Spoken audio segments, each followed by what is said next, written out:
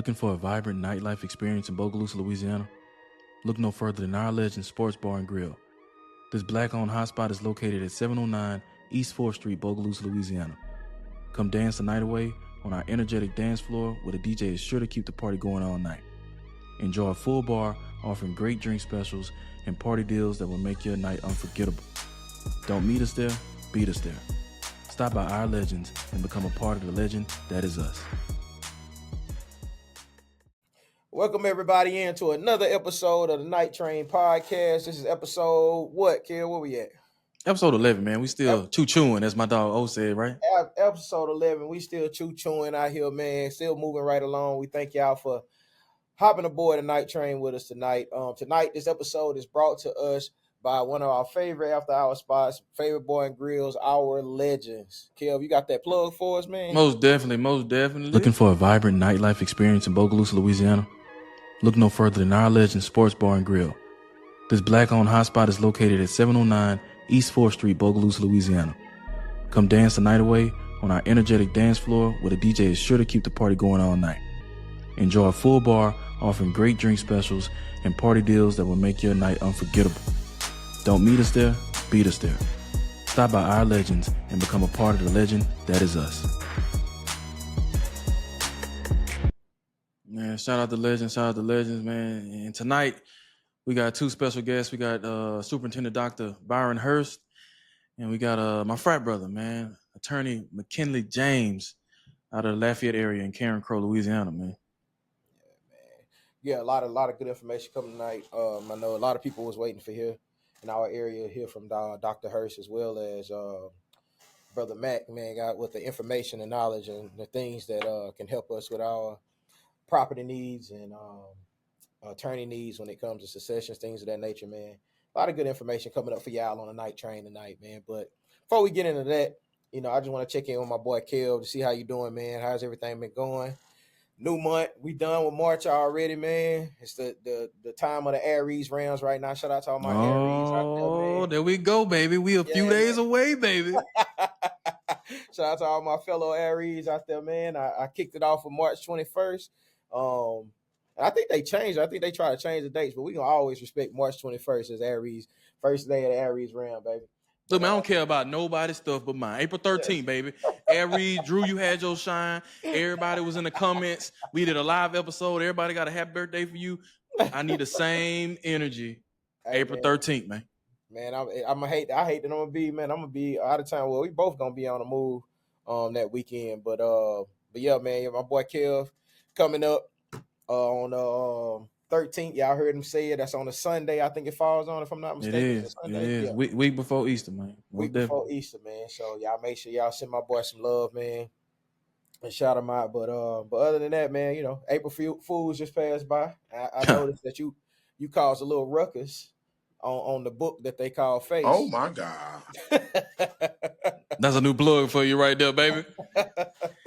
Listen, man, Drew, let me start off by saying that, man. You knew, I think I told you I was going to do it. Yeah. Like 3 weeks ago. Mm-hmm. 3 weeks ago, I was like, how can I April Fool an entire city? Mm-hmm. Hey, it looked legit. McGee for mayor, a brighter Bogalusa. Hey, look, though, I want to start off with... I got a lot of positive comments and a lot of negative. No, I'm not running for mayor. That was just a jokey joke, little April Fool's joke to start off the greatest month ever. April 13th. Once again, plug that in there. It was just a joke. But I do want to shout out a special somebody, Drew. And I want to have a special segment this evening. I want to borrow something from the Breakfast Club. Listen, man. Hey, man. Donkey of the goddamn day. Come on, man. You did all that goddamn person a few episodes ago. Had my dog O-Reed talking about. That's powerful. Oh, my God. Oh, my God. You had my dog O-Reed head hurting, ears hurting. Man. Hey, I apologize for all y'all that was good. Man, I had somebody in the comments that was saying I only did that because the pastor was on here, man. It ain't no way. I did. I saw that too. Hold on. Let me get my donkey of the day, Drew. All right, go ahead. Daryl Smith. Now, let me tell you why you got donkey. Okay, let me tell you why. Now, Drew, everybody, not everybody knew it was a joke. You know, that's why I said reading is fundamental, because by the time you got to the end of the post, it says Happy April Fool's Day. Mm-hmm. Okay, so if you didn't get that far, you didn't read. Mm-hmm. You didn't read, right? That's one thing they teach you in school is you must read, right? My problem with Mr. Donkey of the Day is he gets under another post somewhere else in one of those Facebook groups that I think he's an admin in. And he goes, well, I don't think, he's even educated enough or even has the experience to do it. Nigga. Drew, I'm reading the comments. People screenshotting it to me. Mm-hmm. I'm reading the comments, man. I'm just sitting in my house. Oh my God. I can't believe. And Drew, you know me, man. I went to school. I got a degree, got a, decent job. Mm-hmm. So I go, man, and let me see if I can find it real quick. He did DM me. Mm-hmm. And a lot of people reached out. They were saying, when they read his message, he does that. He gets on Facebook and, he's a big supporter of the mayor, but then they was like, he also a Trump supporter. It's very weird. That's rare. But, they say he does these things, right? I said I was going to do a special shout out, but this is what he said. And I felt like he was trying to bait me into saying something. But he basically sends me a DM. He's like, I'm not sure where you stand regarding our mayor, and I hope to see him through all this other stuff. And I intended no disrespect. Well, that's the problem with people like you, my nigga. See, the problem is you say what the you want to say on social media. You look ignorant as though. I've probably surpassed my quota of curse words, Mom. I'm sorry. But this is some things that need to be said. People say what the they want to say on the internet. And then I have to go back and educate you real quick. So, respectfully, I ain't cuss him out or nothing like that. But respectfully, I'm like, look, I understand your passion and all this other stuff. But I told him, watch what you say on the internet. It makes you look crazy. Especially when you said, I don't have the education and when everyone knows what I do for a living. But basically, the photography and the podcast is a side hustle. Mm-hmm.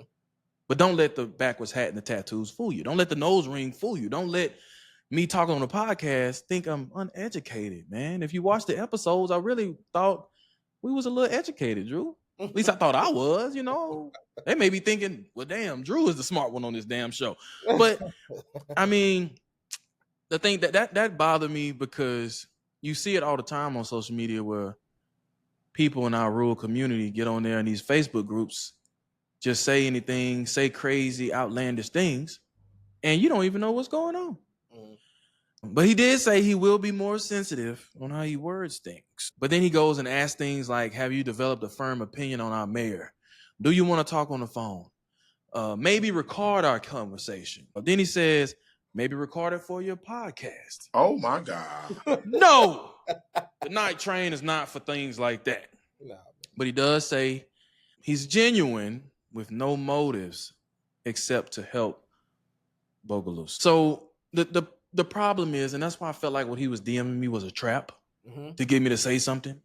Because then he goes under his Bogalusa, the one and only Facebook group, and says, to set the record straight, Kevin did respond to me and provide me some of his credentials. I didn't have to do that anyway. He has college and has job experience leading thousands of people. He can share the details of what that is. And then he apologizes and all this other stuff. And then he talks about the mayor. And look, man, let's just let this be a lesson to people. Don't get on the internet talking that bull. Yeah. All right? Just don't do it. Yeah. It's unacceptable. It's actually quite random though, man. Like when you think about it, like just everything, all of it in general is random.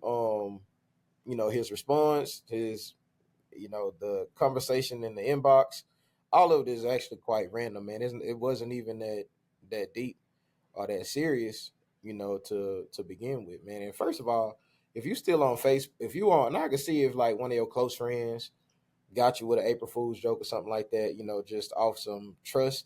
But if you still on Facebook believing anything on the first, man, like on April 1st, if that's not already entrenched in your mind that everything you see on this blue app today is gonna be a complete and utter lie, then you deserve to be fooled, man. Like if you ain't caught on to that by now. Yeah, that's what I said. That's what I said. I was like, I said, if you got mad at my post, that mean I got you. Now, I 98%, 98% of the city got, but if you got mad at that, and one thing, how you gonna get on somebody comment talking about I'm I'm uneducated when you didn't read? You didn't even read it. I'm the uneducated one though. I don't have the experience or lack of, but you didn't read. Yeah, Man, one more time, man. Shout out to Daryl Smith for being donkey of the goddamn. we ain't gonna get into deeply into why he automatically assumed that shit, but it is what it is.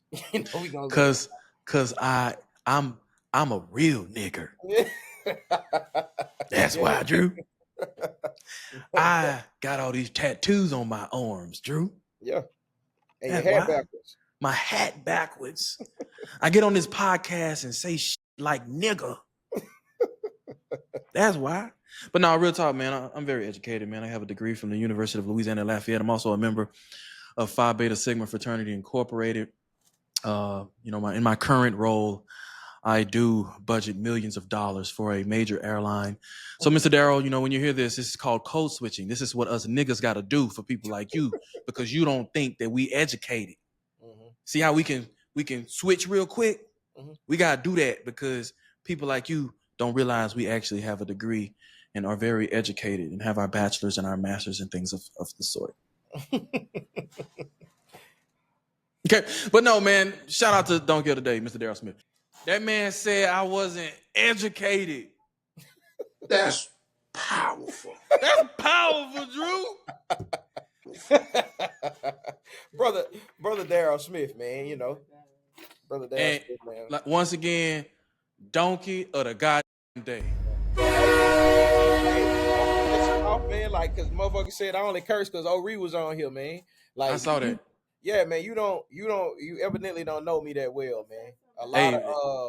A lot Drew's of mouth is dirty.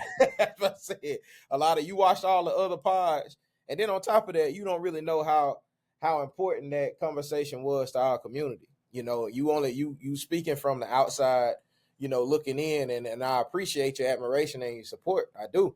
For the pod, it's just the fact that you don't really understand why we were that passionate on that episode, because that episode, like I said, it meant a lot to our community. It's something that I don't expect for you to understand. So yes, it came out in curse words and passion and things of that nature. But yeah, but you apologized to the pastor. I did. At the end of the episode, he apologized. The pastor accepted the apology. Only thing Drew has to do now is go to Nothing But the Smoke and get an O'Ree special to finalize that apology. It wasn't even directed at the pastor. First of all, it wasn't even directed. It was just directed at our community, just in general. Like, what they don't understand, Drew, that boy called me a F&B. That's powerful.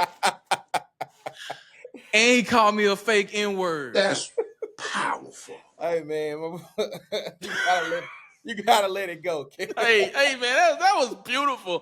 That was beautiful TV. Go, at this point, we're just joking again, but this was just beautiful television. And one last thing, I got one more sound effect for you, man. It's becoming my favorite phrase. No, that's powerful is my favorite phrase, bro. I can tell, man. But when O'Ree said, when I was like, I'm about to apologize. Oh, once again, we forgot. District A has a cleanup. I think it's April 11th. Yeah, we gotta talk about that. Shout out to Miss Cates, councilwoman. I want people to understand. It's all love, baby. Miss Cates got the annual. This is not just a pop-up thing now. I don't want y'all to think just because we talking about it on the podcast that Miss Cates is about to start doing. No, this is an annual cleanup in District A. Okay. Shout out to Miss Cates. What was the date? What's the date on that, kid? I believe it's April 11th, man. Hey, April man, 11th. I feel like that's a sub at you, man. She doing it on your birthday.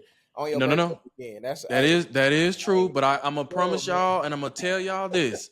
I will not be there. I'll be celebrating my birthday. But I am gonna get with Miss Cates. I'm gonna get with Miss Cates because I want to do something special for Papa's Quarters in District A. I don't want this just to be a annual one-time thing. I want us to do stuff quarterly. And Miss Cates called. She called my mama and she was like, "Hey, I want the list of the streets because I really want these streets cleaned up." She was like, "Kevin doesn't even live here, Karen. How does he know all of this?" My mom was like, "He's here more than you know." And I promise you, Miss Case, every time Miss Case hear me say anything about District A, she probably be sitting in her house like, Oh my God. but you know what? Hey, man, I'm done, man. I'm done. Okay. Hey, man, shout out to Miss Kate. We're about to get into a great episode with the Superintendent, Dr. Byron Hurst. And also later on this evening, we will have attorney McKinley James out of Karen Crow, Louisiana, also a member of Phi Beta Sigma fraternity. Got a special guest joining the night train tonight. Today we have McKinley James, a proud resident of Karen Crow, Louisiana, a graduate of New Iberia Senior High School. McKinley earned his Bachelor of Arts from the University of Louisiana Lafayette. Go Cajuns, man. Before going to earn his Juris Doctorate from Southern University Law. With a diverse legal career, McKinley has practiced in areas including property law, personal injury, and children in need of care proceedings. Alongside his wife, he currently runs the James Firm, an integrity title company, serving the community with dedication and expertise. Let's welcome McKinley James to the Night Train podcast. Welcome, Matt. How y'all doing, man? How you doing, man? Thank you for joining us, my brother. Also, my frat brother, Phi Beta Sigma Fraternity Incorporated. You left that out, man. You left that out. We're gonna make sure we plug that in there, man. Yeah. Spring 08. Spring 08, man. Ride or die. Most definitely, man. Appreciate you for joining us, joining our lovely community in Bogalusa and joining this podcast, man. You got a lot of interesting things you can educate myself on. So I'm gonna let you start things off for us, my brother. Well, first off, I want to congratulate you on your mayoral candidacy, man. No. You're putting good energy out into the atmosphere, man. You know, we gotta see it through, my brother. We gotta see it through, man.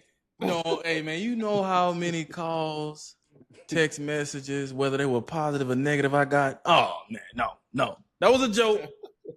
Happy April Fools, man. That was a joke. That's not real. I'm not running for nothing.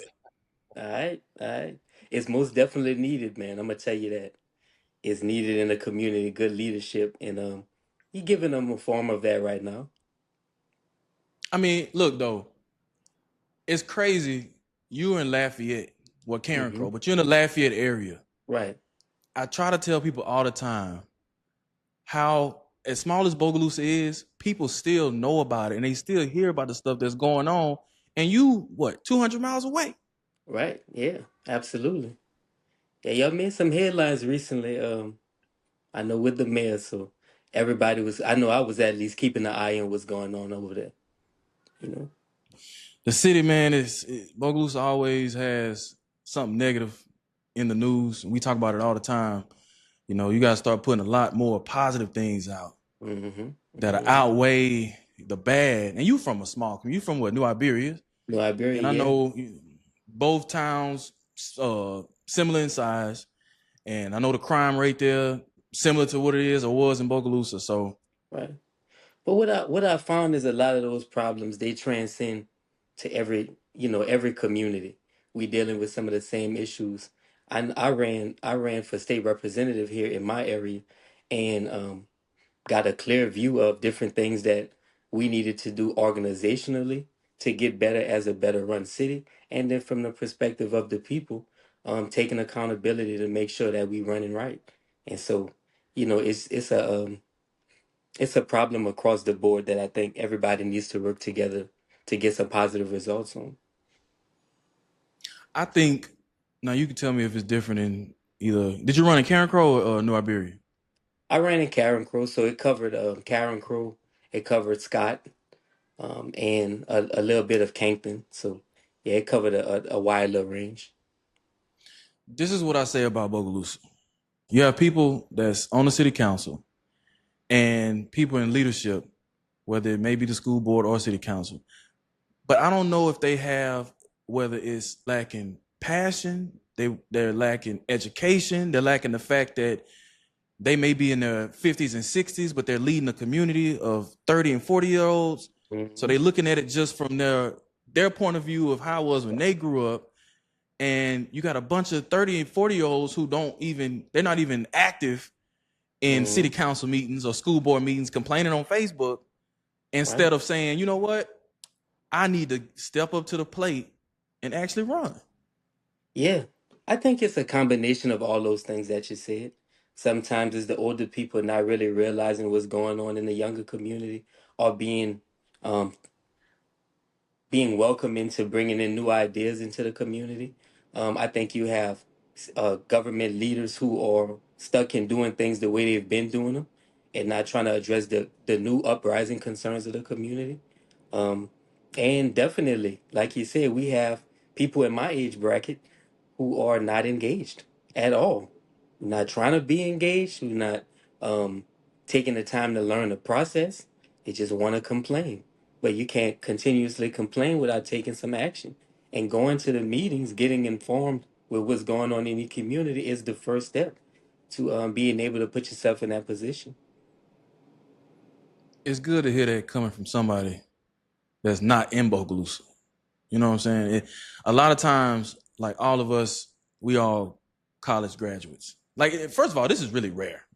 You know, this entire episode, we had the superintendent on before you came on.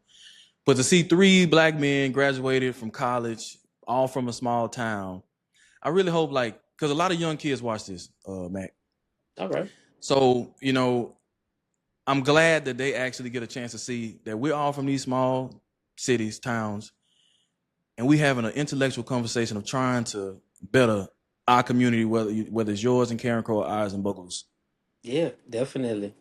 Definitely. And, I'm honestly, growing up in New Iberia, I didn't have that person, that type of leadership to look up to, or I didn't feel welcome in that environment. So when I was able to make it out and get the further education and start making a little more money, I make it a point to try to go back and provide that to people. Because those small interactions go a long way in someone's life. So I try to be intentional about providing that leadership. Most definitely. Drew, you had something to jump in? No, just curious about what was your motivations, to come from a place where, like you said, you didn't have that guidance, or you didn't have anyone to spark that interest in you. So where did that spark come from for you to begin to crave that level of information?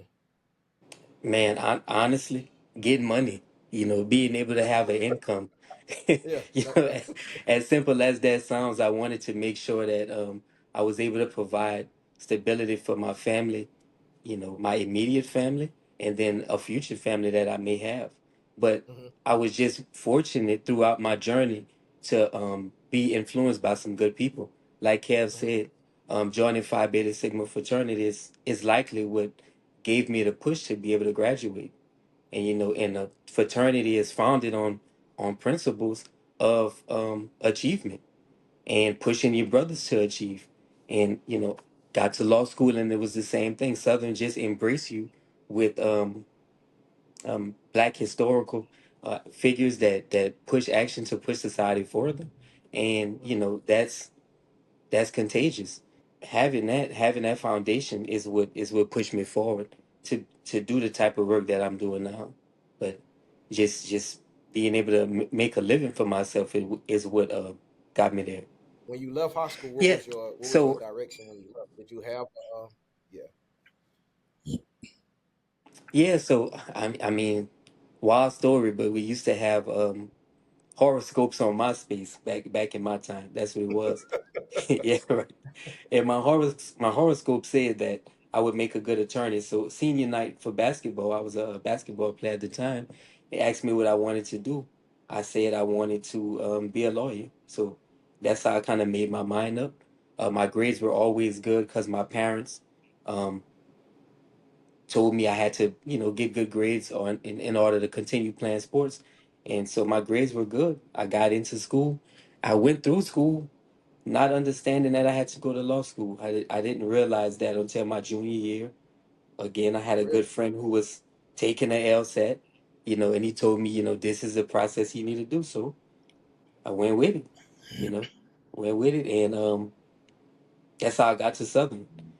And so it was a loose plan that I had, but um, I just really didn't know the details of how to actually get it accomplished. Yeah.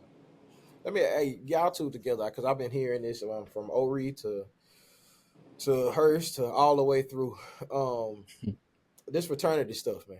You know what I mean? Like, I'm just curious to know, because I know it's especially amongst the black culture, it's been under attack and under scrutiny for, the last 5 years or so, and it's starting to kind of be on the rise of black men pledging Greek fraternities. You know what I'm saying? As far as the origins and the names and the guys and everything that it came from. What is your point of view when it comes to that? Well, I mean, it's a brotherhood, man. That's it. It's a brotherhood and it's a business. You have everybody, the people that are talking are people that have never been to an interest meeting. They see what they see on the internet. They see people denouncing and saying, "Oh, I don't want to be a part of this. It's demonic," things like that. At the end of the day, it is a business and a brotherhood, or a business and a sisterhood. From my point of view, like, I didn't, like, coming out of high school, I didn't know anything about Greek life. That's the same thing Ori said a few episodes ago. He a Q that went to Graham. And I don't know if it's a small town thing. I don't know. Cause like you always see like the letters in high school. Coming to UL, like, I had no idea of anything or wanting to do it or which organization, none of that. But, I find myself being a Sigma now, and it's like, man, I got brothers for life. If I need something, Drew, if I had a flat tire on the side of the road, I know somebody that knows somebody that knows somebody in California. Mhm. Like, I can find somebody anywhere. When it comes to a job and networking, Mhm. man, my vice president at United is a Kappa. Mhm. But just the simple fact that he's a part of Divine Nine, we linked just like that because we understood the process. We understood that at the end of the day, it's all about a brotherhood, whether or not you even in the same organization. Mhm. Definitely. Yeah, Okay. absolutely. I know Okay. I'm Oh, my take on it is like Kev said, it's a business. At the end of the day, it's a nonprofit and it's designed to help college students teach them how to run a business and how to run one effectively. And you have people above you that are supposed to be there to mentor you and guide you through the college process and through the business process. And as far as intake is concerned, chapters do things different ways. At the end of the day, it's about coming together as a line or coming together as an organization, um, getting the understanding of the history and the principles that we are founded upon, and being able to execute that. You know, the social aspect is good, but this is college, and we there to learn a lesson. At the end of the day, I think foundationally, that's what the fraternity is. That's what it was founded for. And I think that's what people need to focus on rather than being sidetracked by a lot of the social problems or social pluses that come with it. yeah, and I guess my only thing that I've always looked at is beyond with the amount of power that the Divine Nine have, just in Hmm. general. Like, I've never seen banks or schools or you know anything tangible once other than individual growth or you guys looking out for each other. I've never seen anything like just heavily focused other than I know they do what is it called, like the service in the community, stuff like Hmm. that, but Right. as far as tangible buildings, brick and mortar institutions and things that are funded, by these fraternities and sororities. And I think a lot of times that kind of leaves a sour taste in a lot of our communities, individuals, mouths who's on the outside looking in. It's like, well, look, man, if y'all carry out this power and this brotherhood and this sisterhood, then where are these things for our communities, and why are they not funded or generated from the mass amount of individuals that you have that are in these positions of power and movers and shakers, throughout the country and world. Right. No, I think you see it. Just look at the mobilization behind Kamala Harris with the AKs, all with Greeks in general. I mean, Hmm. having that collective power was on full blast at that point about what we can do to come together to make change and effectuate change. And I think there's a lot of Greek-owned businesses and different things that provide to the community. Sometimes people just don't know about them. Um, my wife is an AKA. We we do a lot of stuff to support our respective chapters and any initiatives that we feel are beneficial to the community. We sponsor them, and so that's Greek powered sponsorship and community support is just coming in different ways because the membership is so vast. Hey, I'm gonna say this, man. The last 8 minutes, I've been fighting tears, bro, Hmm. Tears. because my line brother, man. Yeah. So when you talk about like Mac looking at it from a business standpoint, for me, Hmm. it was a brotherhood. Hmm. Hmm. And Alfred, we weren't blood. I remember the day I met Alfred, bro. Just showed up at Motherline Brothers' father's house. And from that point on, for almost 15 years, like a brother. First child's birth, he was there. Graduation, he was there. Everything, man. Wedding, he was there.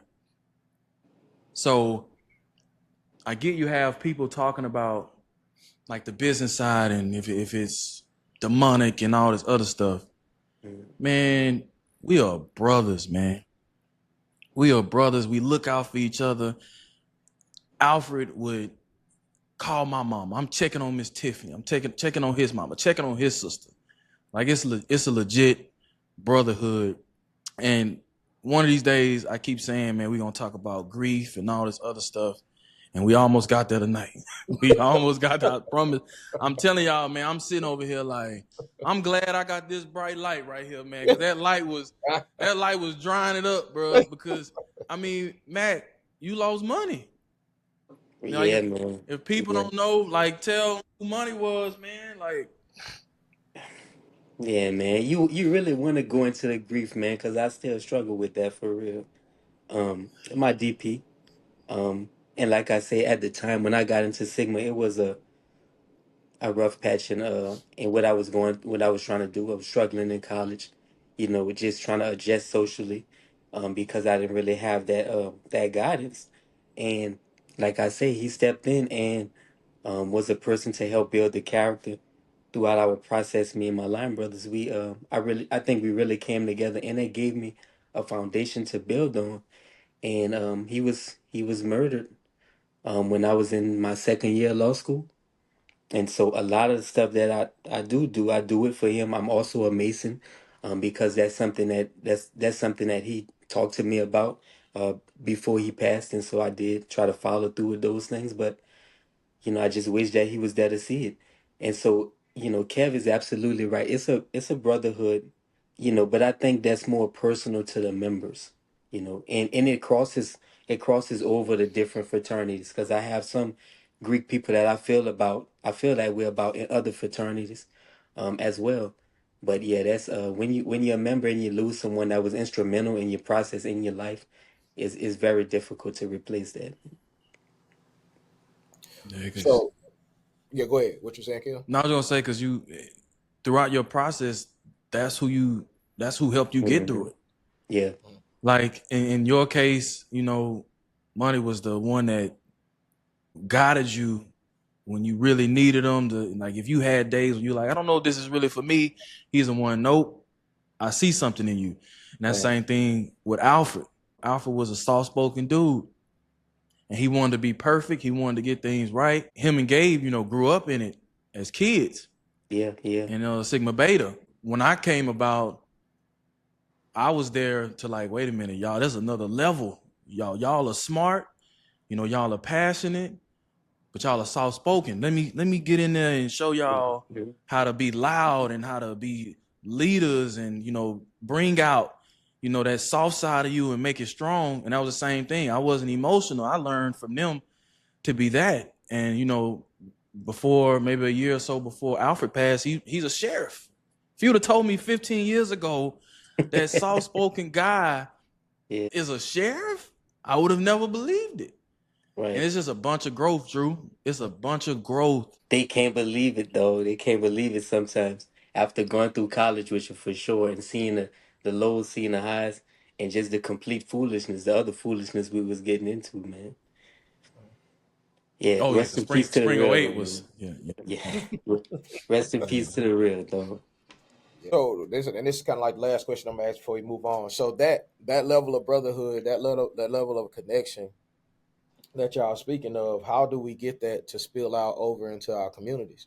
Because that's the whole point of which I'm making is the only. It's crazy to say this, but the only brotherhoods that function that proficiently is the fraternities and the NOI. And I know that's crazy to say, but like as far as there's something that's broken in between that I'm trying to get. That's what I'm trying to get to is what is it that is going to take for us to spill this level of brotherhood, that level of servitude and humility and desire to grow one another and help each other grow, to help each other grow, together to be better men just in general.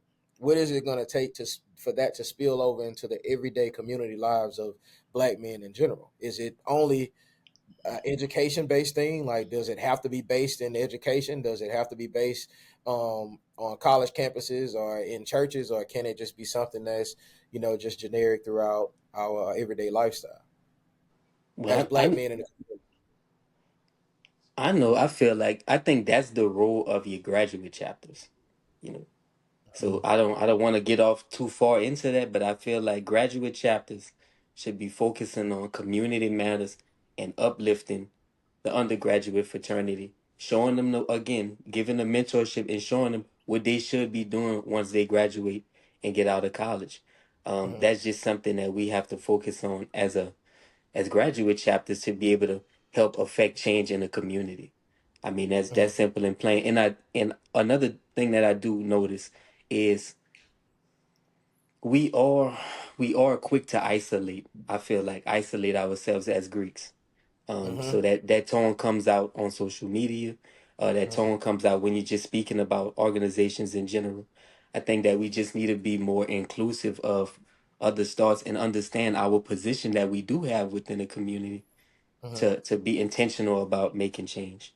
And Mm-hmm. that's something that society again that we just need to work on collectively.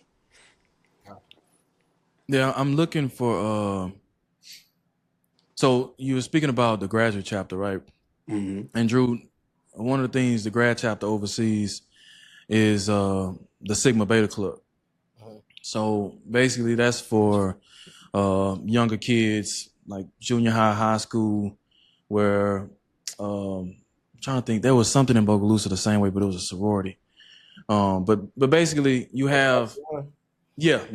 Upside. So Shout out basically to you Green have Bay. yeah, she did Shout start out to that. She AKA Green she Bay. went Yeah. to Uh-huh. Southeastern. But trying to find this message. So basically you have the grad chapter and they go out, they start a chapter in smaller communities. And the younger kids, they learn about the fraternity, they learn about the ideals and go Hmm. out, do community service. So I want to shout out Sydney Nolan, because he hit me up actually recently. He chartered a grad chapter in Thibodeau. Correct. Yeah, So absolutely. so that's one thing, how we get out in the communities, but also on another level, I think we do a lot, but we don't label it Phi Beta Sigma. Mm-hmm. Like we get out we learn all these things in the fraternity while we're at school, and then we come back and do it under a Mac James, or you do it under a Michael O'Ree, or you do it under a Kevin McGee, Yeah. and then you try to teach the younger kids, and it's just not labeled Phi Beta Sigma, but everything we're teaching them is things that we learned Absolutely. in the fraternity. I got you. Definitely. So, but yeah, I just go ahead. like I said, I just noticed, that brotherhood, and just like you said, it comes to people, and it's not me in particular. I just know that people who haven't been through college, people who hasn't, been there to know what y'all go through to earn those letters and things of that nature, is just viewed on the outside as, y'all trying to set yourselves apart, from everybody else, or y'all speak about it in such code so much until it just leaves room for people to have a negative connotation, or a negative outlook on it, or being excluded, for people who didn't even have that opportunity to go to college. You got a lot of people that are out there that are like that. So that power, that bond that y'all have, I would just love to be able to see that spill into just the everyday civilian citizen life, even if they weren't blessed to go to college and and gain their letters and things of that nature, still carry that same enthusiasm about helping just a brother, just in general, finding something to bond over in that way. So I was just curious to know. I think, like you said something about basically how we speak in code, right? But I think it's like your grandmama pound cake recipe. If we all knew it, would it be as good? If we actually knew what was in it, if everybody had access to the recipe, would we all want that pound cake? So, I mean, look, it's not a give thing. You got to want it.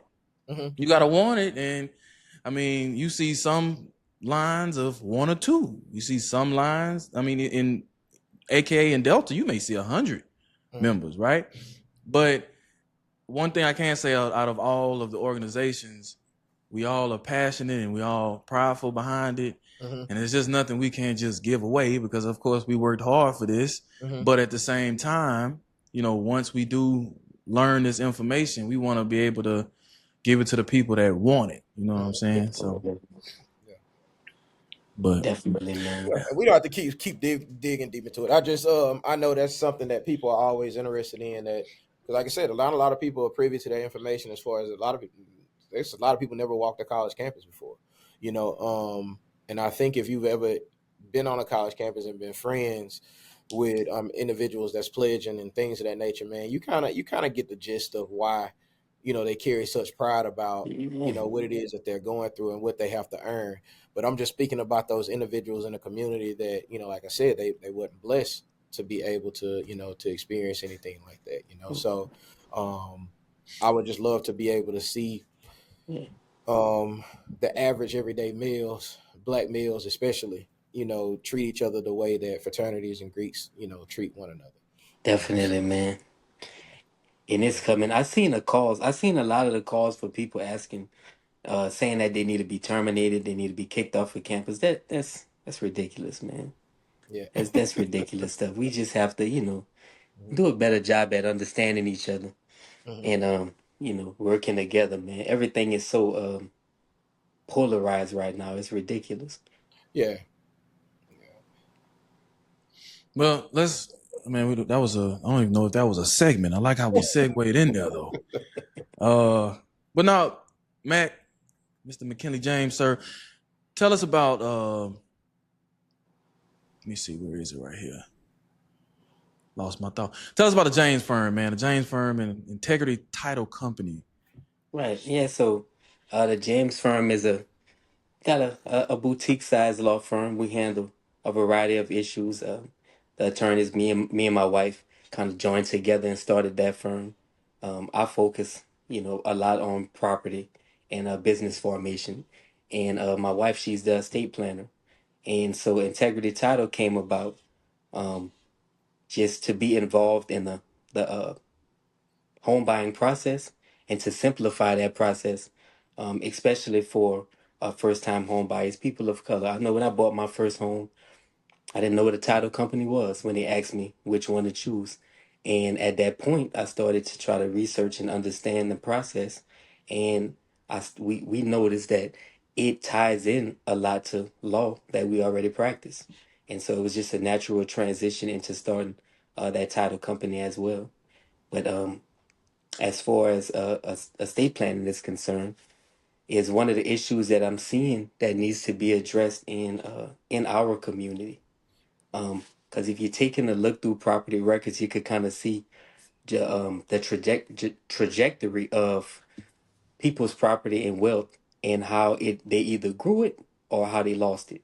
You know, and a lot of times in our community, we see in the story of people losing it, and it's, in my opinion, is because there's not a plan put in place when that primary earner passes.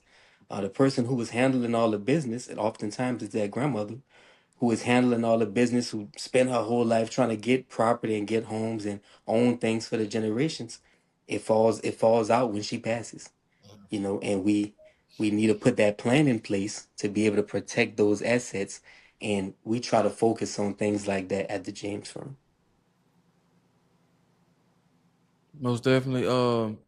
So I feel like I was telling you a few days ago, Bogalusa is full of land and houses that could be, renovated. Do you all expand outside of the Lafayette area? Is this something that our viewers back home could?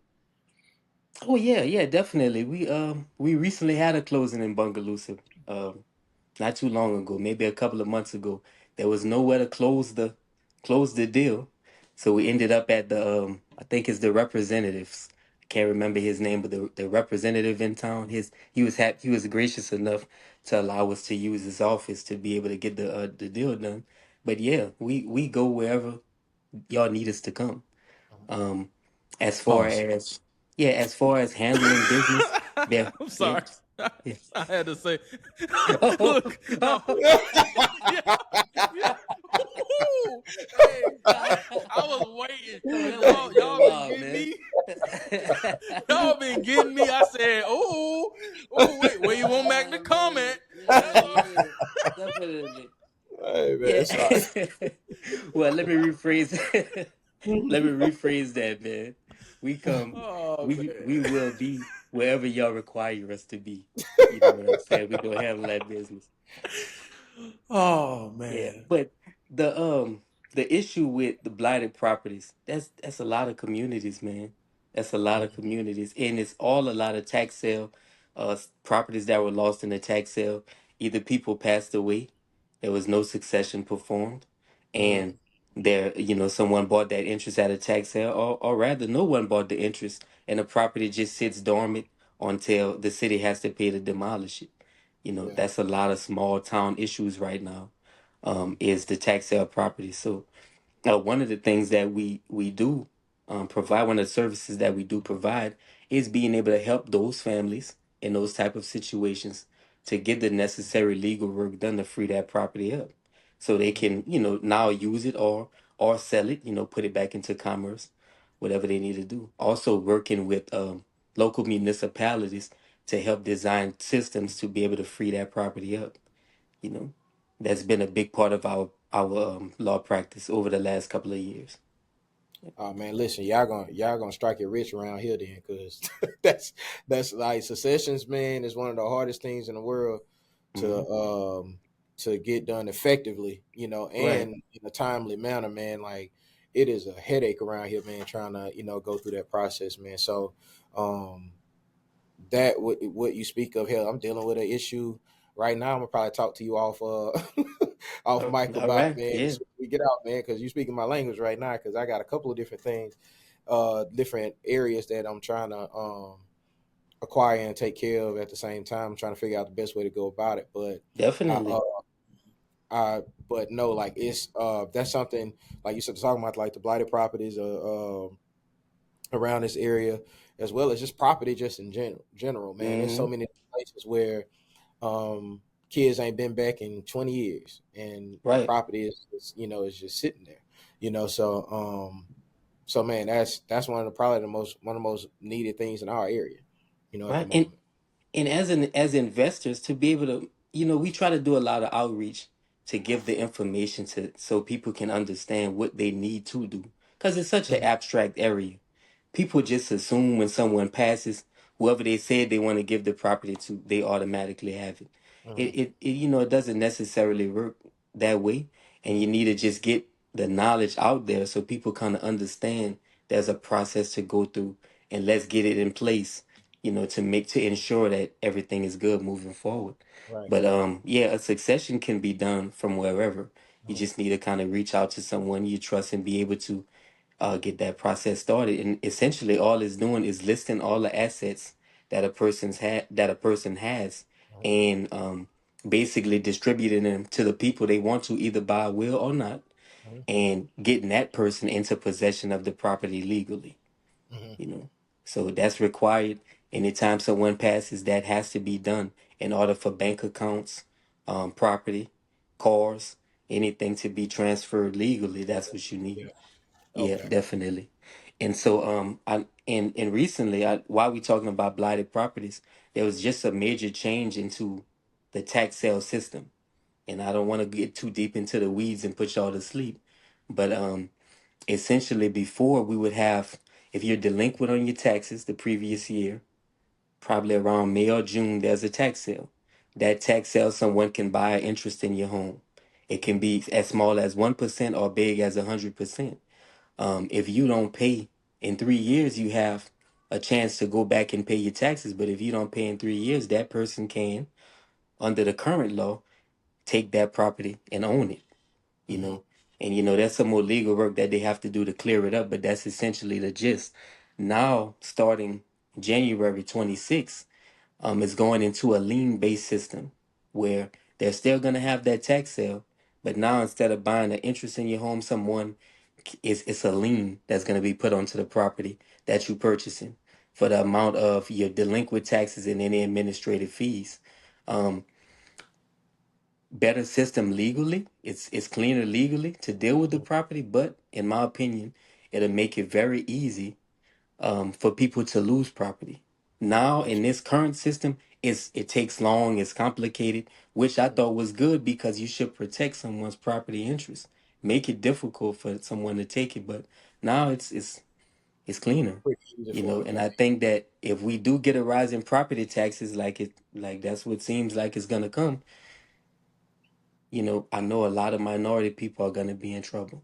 in. Yeah. you know. So just something to think about when you're thinking about protecting yourself, Mhm. knowing the rules of how those tax sales work and making sure you pay your taxes Yeah. and stay on top of stuff like that. Because Yeah. like I say, it's blood on the streets and Yeah. They people looking for looking it to to come clean them in. up. Yeah. To come in Hmm. and clean them up. And I've seen Yep, that happen to a whole neighborhood that I kind of grew up in. Was that approach. Just a lot of delinquent taxes, and man, people just sit back and they pay on it for a few years and come in and they are now the owners of it. Just it's one of those type of things. Well, like you said, man, it's blood in the streets. Man, that's yeah, just that's how yeah. they gonna approach it, man. It's sad to see, especially in our What communities, 'cause we don't understand what property actually translate to when it comes to generational wealth. We don't really understand that concept of, a lot of the wealth that you pass down, lies in property, land ownership, things of that nature. So, Absolutely. yeah. Yeah, yeah, definitely, definitely. It's one of the quickest ways to build your money. But Mhm. you gotta be on your P's and Q's to make sure you can take care of it. And again, with the different communities, some Mhm. situations happen, and we want to get them clean. So you want to bring in investors that are aware of the community, that respect the community, that want to do good things for the community and not predatory, to get them Right. to invest in that land. So it's opportunities for outreach to bring people in to do that Mhm. kind of work. And again, at the James Firm, we kind of focus on that, and Mhm. having the title company primarily handling land transactions, it kind of tied right in to helping us achieve that goal. So we do a lot of that, and Gotcha. we try to encourage everybody to get in it, especially people who are financially able to do so and have good intentions. Right. So do y'all ever deal with the actual city, or is it primarily with the buyer of the property? No, we deal with the actual city as well. In some parishes, not all, there is programs that allow the city to sell these properties or donate these properties. There is those plans in place. So in those certain parishes, we'll work with the parish to help them, either donate those properties or sell them, give them to nonprofits. They got a neighbor next door program where the person next door could take care of the yard and then they can acquire the property. They can city or donate it to them. So, you know, I've done a lot of work over the last couple of years, helping some of the rural parishes kind of put together a plan of attack on that. How we want to get rid of it, because in some, I know in Lafayette now, there's I think like 1,500 of those properties just sitting out there. So we want to get them back onto the tax rolls, get some property taxes from them, and also give some people opportunity to invest and build businesses. Sometimes that's commercial property, sometimes it's residential.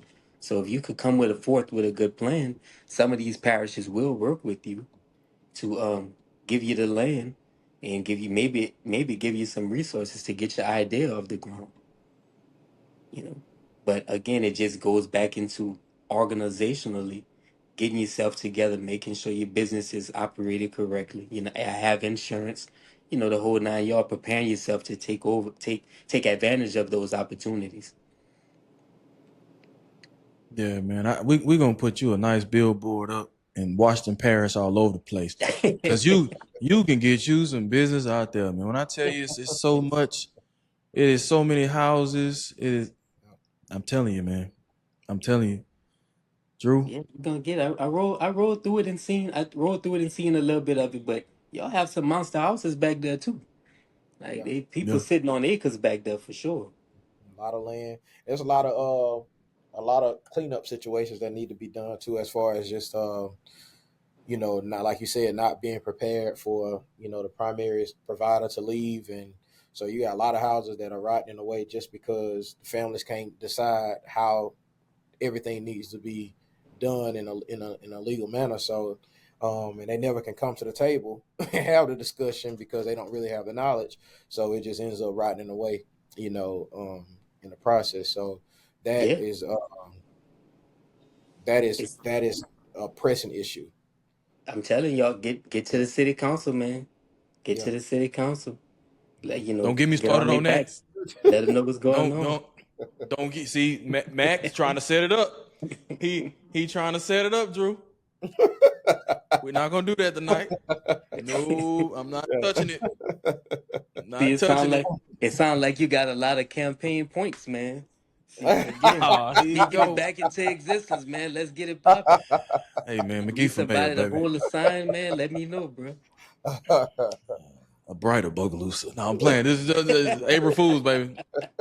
April Fools, man. I got all of them. Got the whole city, Yeah. Mac. Got the whole city. Hey, but no, Drew, you have anything else for Mac? Nah, man, I mean, that's spot on. Information. Like I said, I couple questions I ask him whenever we get off the off the mic and mug, Yeah. because that's like I said, that's right up the alley of what I'm in the stage of my life or what I'm kind of looking at this point. So nah, That's that what's was up, it. man. That's where we at, man. And I Yeah, salute y'all boys, man. This is a very professionally put on podcast. Y'all giving Appreciate you, man. people a voice. I see y'all going after the local leaders to get their voices out to the community. That's a beautiful thing, man. And brother Drew, that is brotherhood of fraternity spreading out into the community right there, man. That's it. it is, man. Like I said, like all every friend I have either a Q. Y'all the first Sigmas, but they're either a Q or Alpha. Like that's how all my friends are literally either Qs or Alphas. So I kind of have an understanding of the concept, and why y'all feel the way that I feel. But I'm kind of like that bridge between, the people on the outside and the people on the inside, because I am privy to way more information than the average person that don't know anything about, the brotherhood. But I do kind of understand some of their points, and you touched on that. You said that straightforward that y'all do have an issue of kind of being internalists when it comes to how Mm-hmm. y'all approach things, Mm-hmm. and it's just that appearance for someone who don't know. It just feels as if y'all exclude everybody else and only focus on helping each other, and that can be detrimental to y'all message in a lot of ways, if that is not approaching. Y'all should don't it shouldn't always be just individualistic thing whenever y'all come out.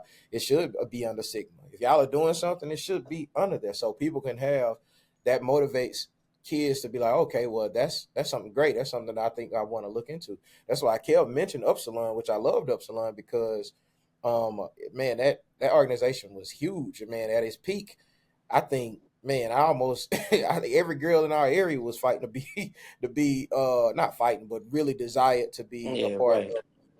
It gave them something, and I think a lot. If I can think back, a lot of those young ladies that was a part of Epsilon went on to pledge either AKA or either Delta, whichever Mm-hmm. one they chose. But it gave them the groundwork to understand what it takes and to put a higher standard on yourself on your everyday life. So that's something that just should be.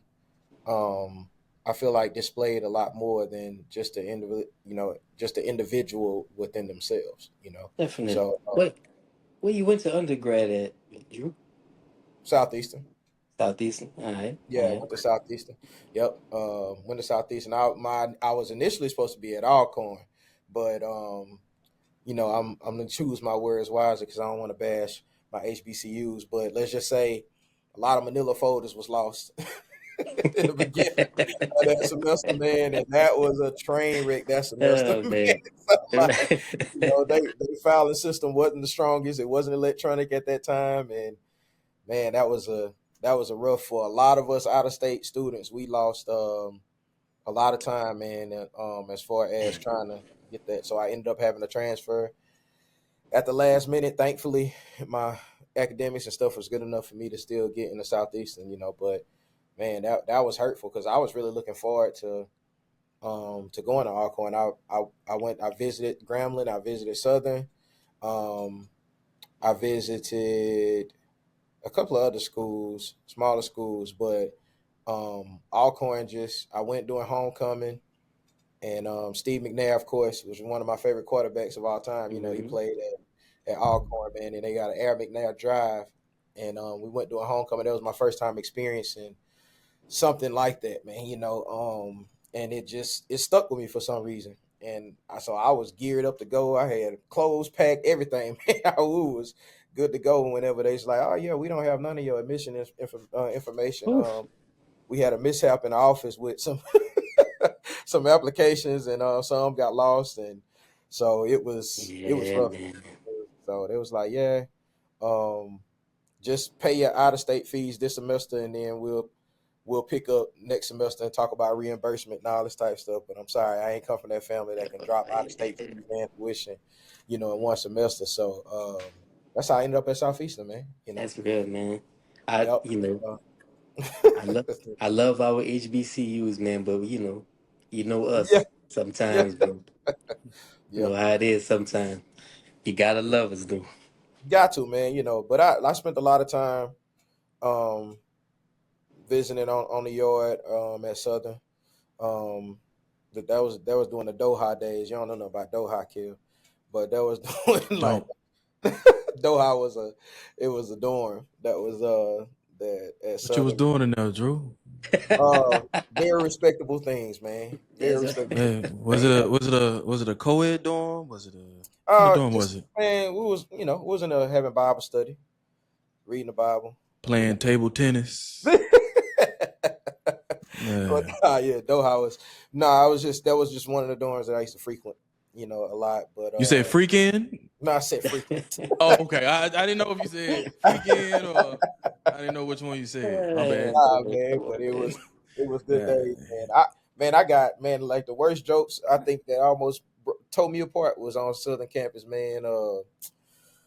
Shoot, man, I ain't know nothing about Pretty Wednesdays, Kill, and I went over there, and, my Southeastern clothes, sweatpants. They was like, who this nigga Well, is? you feel me? And one thing about us, kid. One thing about us, man. Listen, they gonna hurt your feelings, bro. Dang. My dog got sweatpants, a tall tee. I'm sweatpants and a dirty muscle tee, kid. You know, Southeastern they ain't care. It was mixed. You know what I mean? So you just moved around like how you moved around. So I'm over there in slides and a muscle tee and sweatpants, man. Who invited you over there? They wrong for that. Nah. Well, he didn't know either. You know, like we was green at that time, man. We didn't know nothing about Pretty Wednesday or nothing. All we heard was that the women were gonna be beautiful on Pretty Wednesday. So, man, we messed around and hit that yard. Man, listen, bro, I couldn't even make it cross. So wait a minute, time out.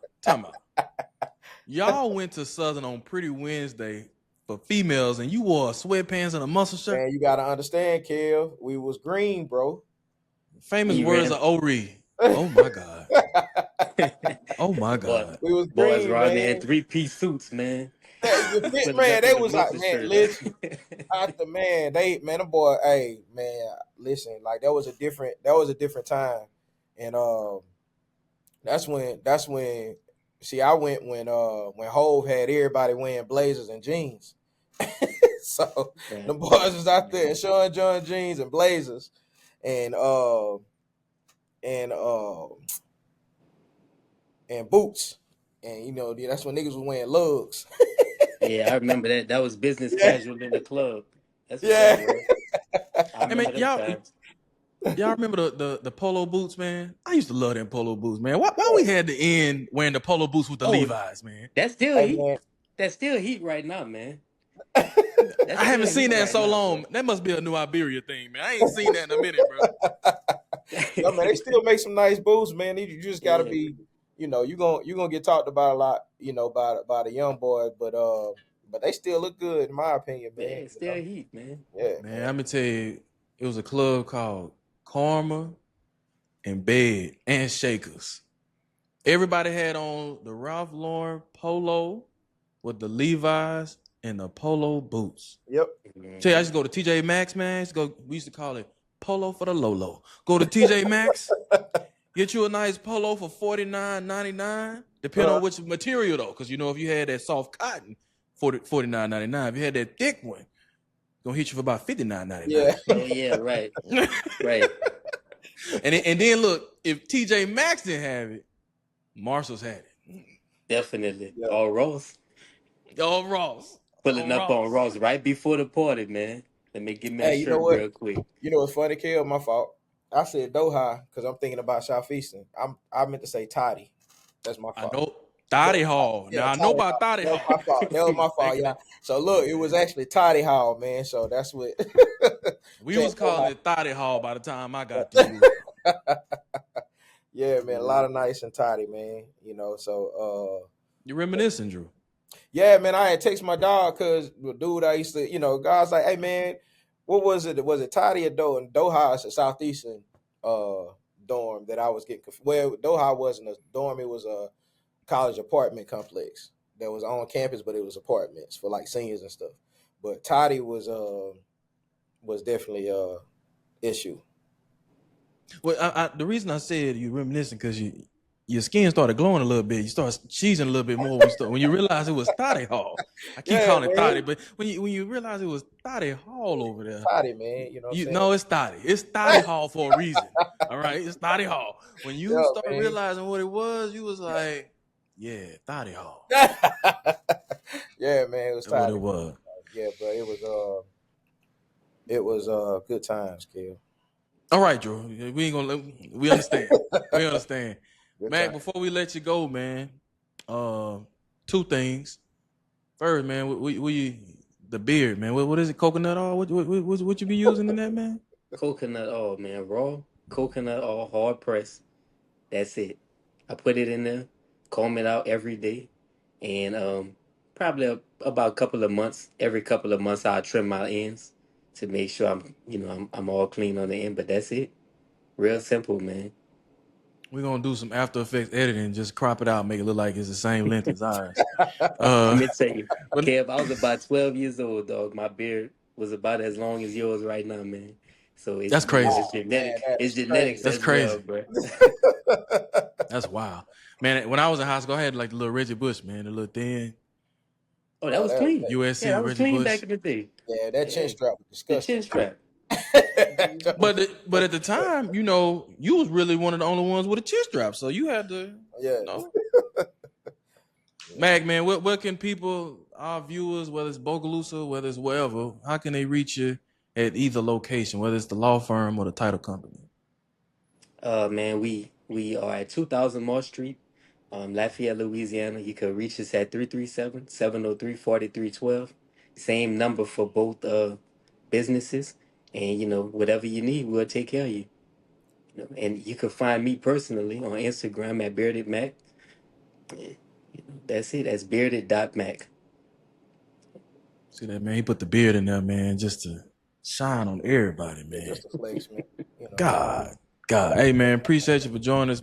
If the James Law Firm or Integrity Title Company ever want to sponsor the Night Train, man, we're just a low hanging fruit podcast right now. But if y'all want to come through, pop the logo on the screen, you know, just think about it. You ain't got to answer right now. Just think All about it, right. man, and make sure everybody in the Lafayette area watch this episode. Get things going over here, bro. I understand, man. I got you, my brother. It's all love. Hey, man. Appreciate you, Mac. I'm gonna get your All right. contact info from Kev here, man, and I'm gonna give you a holler. Most definitely. It's all good, man. The millage, is that a statewide election or what is that? The millage is strictly for Ward 4 of Bogalusa City within the city limits. So it's basically the school district. They will have other elections across the state that they like runoffs from the previous election. But particularly for this millage, it's strictly for Bogalusa City schools. Gotcha. Of course, it's something that the school system wants. Is there any reason anybody wouldn't want this passed? If there's any reason that anyone would, if this was a new tax coming onto the books, which was going to increase the amount of taxes individuals were paying on property tax, then I can see why people wouldn't want it passed. Because Louisiana, is a state that doesn't like taxes. But this is something that's been on the books for the last 20 years. We have some taxes been on the books 40 and 50 years. So it's a renewal. It's not an increase. But it's just a renewal. So I don't see why anyone wouldn't want it passed. But people have their personal reasons, which they're all entitled to. But this is nothing new, and my finance department has been great fiduciary people of the taxpayers' dollars. We get audited every year. No findings of any mismanagement of funds.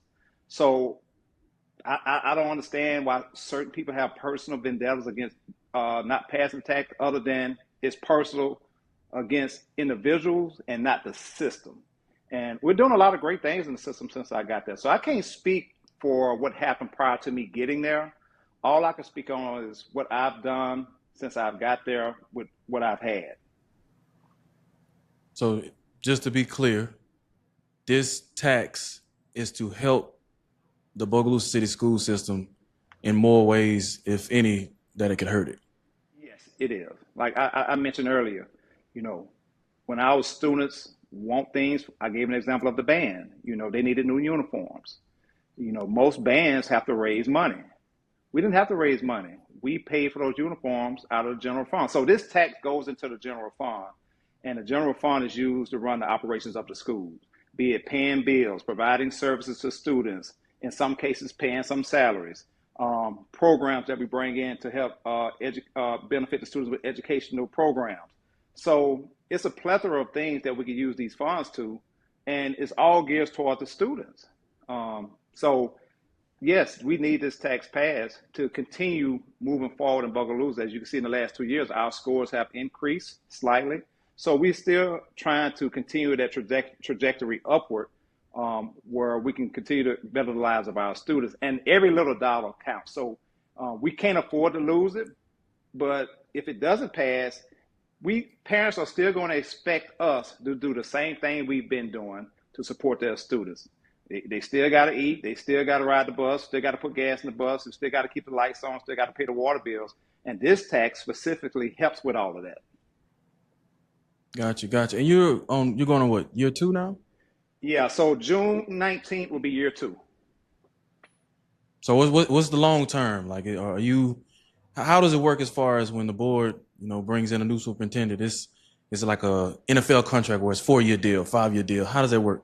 So anytime a superintendent come in, the board can give anywhere from a 2-year to a 4-year contract. So when I came in 2 years ago, I asked the board for a 4-year contract because if you're going to affect real change, you can't do it in 2 years. I need to have the confidence of the board that they trust me within those 4 years to make some change. Now, when it gets to that last year of that contract, the board has to let me know in advance if they plan to renew it, or they can say we're going to extend it. Vice versa, if I plan to not renew my contract, I have to let the board know, hey, I'm not renewing my contract. You all need to start a search for a new superintendent. So how does that work from your eyes? Like, what is your year 4 window and goal for you to determine whether or not, okay, I want to renew it? And let's just say the board is saying, you know what? We like Dr. Hurst. We like the direction the school system is going. In your mind, what makes that decision for you to want to stay in Bogalusa or depart and go somewhere else? That's a great question. Let's say this. I love where I'm at. Let me give you a little background. I came from a small school system. Now I know Bogalusa school system was much larger back in the '90s and early 2000s, but the system now that I'm leading mirrors the exact school system that I grew up in, which is St. Helena. 3 schools, same population of students, small rural community. Bogalusa has a lot more industry than St. Helena. So I love this type of setting. So me coming to Bogalusa wasn't a no-brainer. And when I came and when the board selected me as a superintendent, I knew that I needed to be here at least 4 years. So that's why I asked for a 4-year contract. I didn't want no 2 years. I didn't want no 3. Give me a 4-year contract. And then at the end of that 4 years, if this district is still moving forward, and if it's much better than it is when that time comes, I wanted to continue that trajectory. But if I'm not improving this district, then I can't hold this district back. So that'll be a decision in year 4. Are we better off now than we were when I got here? And if we're better off and we're moving forward, then I want to continue that. But if I'm not leading this district in the right direction, then I have to make a personal decision. Do I let someone else come and do it and maybe do a better job and go seek somewhere else?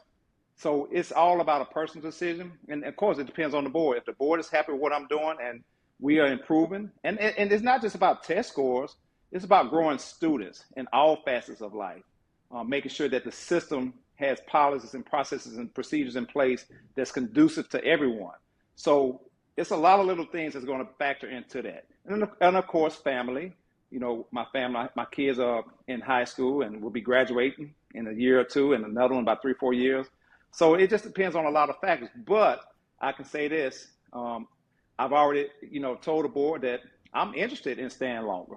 I enjoy Bogalusa. I love it. It's a small town, very passionate. I've never seen a town so passionate about the community until I. We're gonna talk about homecoming at some point. We're gonna talk about it. We need to get to that. Yeah. We're gonna talk about it. Get some stuff straight about that, but yeah. So when people get on Facebook and they complaining and they want to blast people, that's happening everywhere. That's happening in my hometown. So this ain't nothing new to me. I haven't seen this movie before. So it doesn't faze me when people get out there, and no matter how good you do, you can always have somebody who's thinking that you're not doing good enough. And that's fine. That's their personal opinion. But I can't let that dictate how I'm going to lead this system. I still have to continue to make sure that I support my employees so they can support the students, and make sure we put processes and procedures in place for them to be successful. So it's a lot that goes into running the school system. Well, last question on that. I know you mentioned the growth of the school system and, where would it look like, or what would it look like in year 4? Can we say that in 2025 it's better than it was in 22 or 23? Are we on the upward trend? Right now we're on the upward trend. So that's 2 facets. When you look at the academics, right now we're on an upward trend for us improving our test scores. Is it where we want it to be? No, but we're not going backwards. Ironically, the state is changing the scoring system. So right now, Bogalusa City Schools is a C. When they change that new scoring system, it's automatically going to drop Bogalusa City School Systems down to an F. That doesn't only affect Bogalusa City Schools, that's all schools across the state. So you might have an A district that might drop down to a C district. I was talking to the superintendent in St. Tammany. Right now they have 7 A schools. When the state changed this scoring method, scoring rubric, all their schools are going to drop from A's to either B's or C's. So that's going to be another factor that we have to, that's another challenge that we're going to have to address, because the public, they're not going to understand, wait a minute, how you go from a C to an F?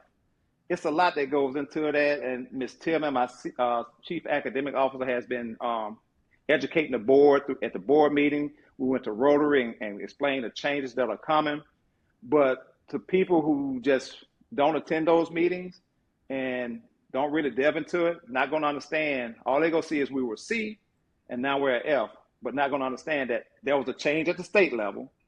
Because they changed the state level, the scoring rubric changed. Because the scoring rubric changed, the C is now an F. If that makes sense. So Yeah, no, I got you. we're going to have to overcome that challenge. So now that's the academic side. Operational side is making sure right now that we're overhauling our policy manual. We have some policies that's been on the books for 30, 40 years that's outdated. So we're going through our entire policy manual to make sure that our policies are up to date, they support students, support employees, and they follow the law, and it also protects the district. So that's a monumental task. Improving professional learning communities for our staff, growing leadership. We want to create a pipeline of leadership that when a principal retire, that assistant is ready to go. There's no drop off in what the school is doing. It's running like a well-oiled machine. But in order to do that, we got to make sure we build a foundation so these leaders can grow in that foundation. And when it's time to step into that leadership role, it's not because of who I know, it's because I have demonstrated the skill set that I can improve student lives by my everyday actions on this campus by being an instructional leader. And, you know, from what I just heard, you was talking about basically grooming the assistant to become the principal. Yeah, that's what you want to do. You want to groom from within inside.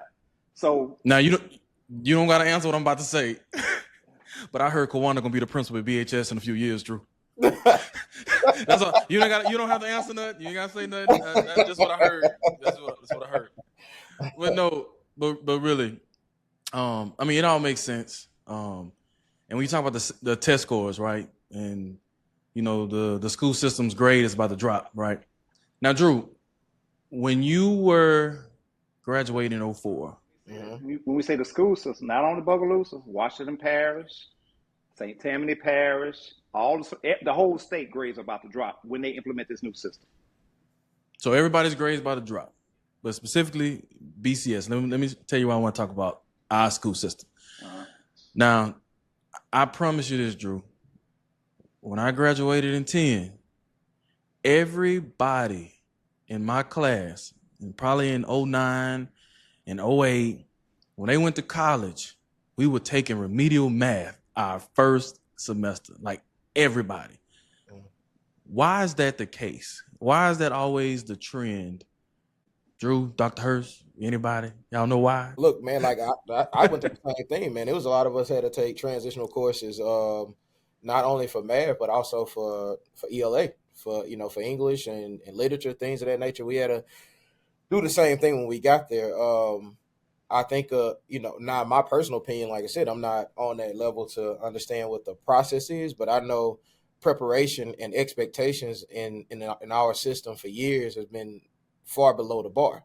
It was just about, I know for a fact I had like 3 or 4 people in my class that couldn't read, like genuinely could not read, in high school.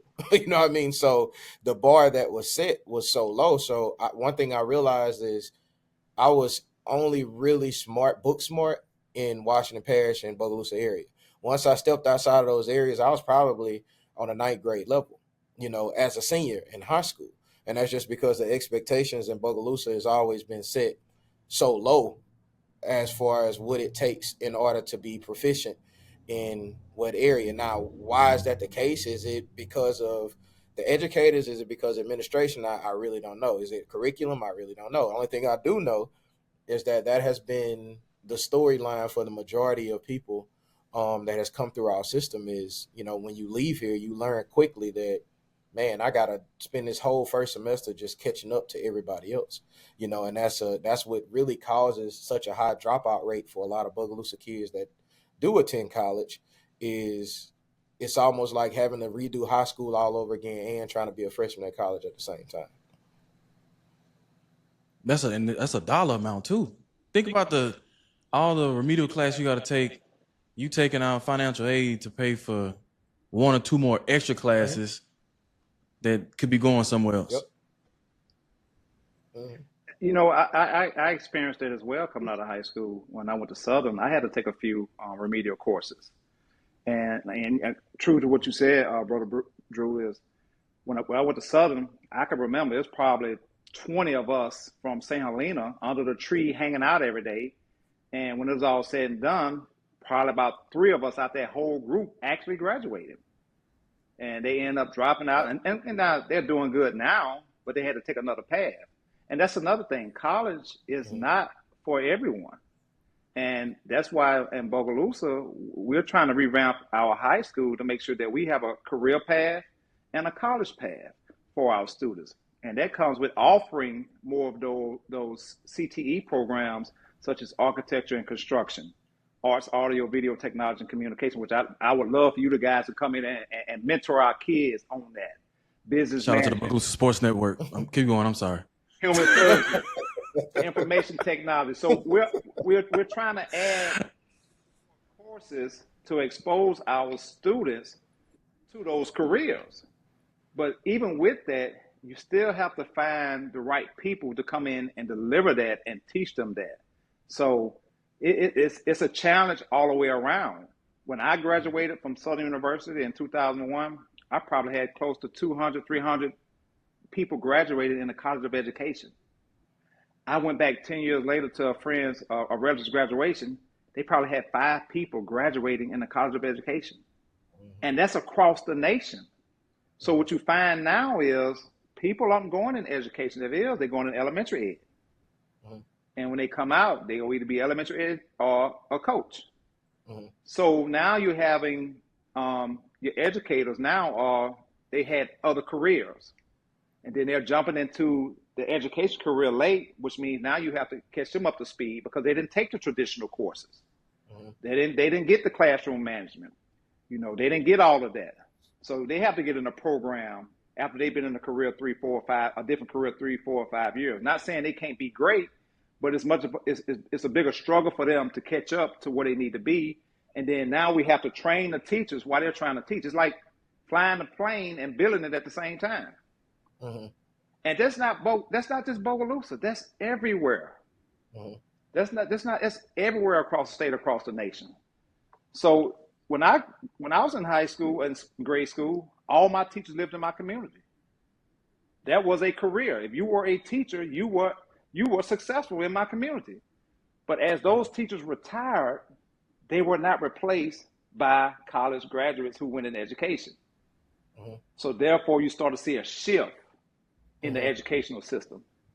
Why would I pay Southern University $30,000 to get out and make $30,000 when I can go work in a plant and make $80,000 straight out of high school? Or I had a friend who went and got a 2-year degree in IT, and 2 years later he's making $100,000. I came back to high school, my hometown, and was making $38,000 and thought I was balling. But so people are choosing to live now, not later. So they're going to make that money, and they're going to choose a career where they can get that most bang for their buck early on.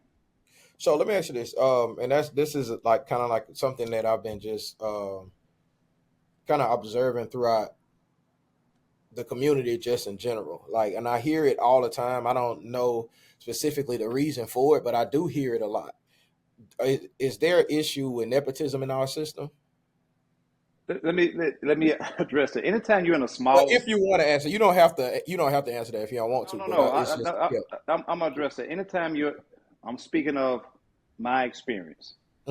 Now, I've been in Bogalusa 2 years. I've heard the stories, but I can only deal with what I'm dealing with. Anytime you're in a small community, you know, in some capacity, you're going to be working with relatives, especially in a large organization like a school system. So some see it as nepotism, and it could be. Some see it as, well, that person was best qualified for the job, but just because they're related to somebody, they got the job because they related to somebody. So I can see it both ways. But when you're in a small community, 9 times out of 10, you're going to work with your relatives. So what I try to do is put the best people in the position to do the job. I don't care who you're related to, because anybody that I hire as a superintendent is a reflection of my leadership. And I know at the end of the day, if they don't perform, the board ain't gonna look at them. They're gonna look at me because I hired them. So my leadership style is, I try to grow people, but then I try to put people in a place that they can be successful, and if they're successful, then the kids in the school or that department will be successful. And a lot of people not going to agree with the decisions, and I get that.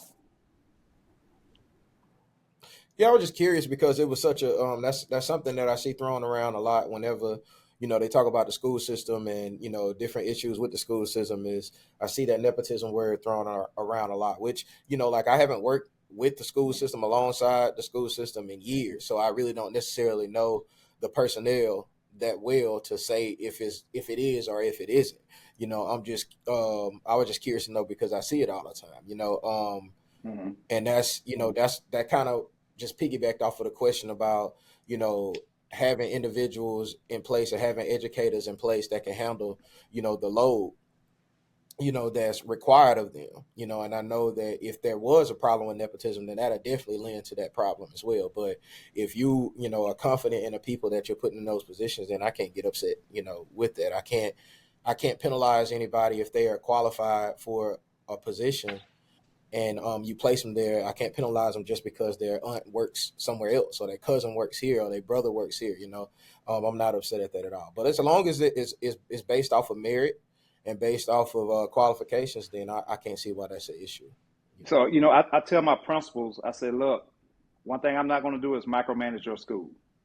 One thing I'm not going to do is tell you who to hire.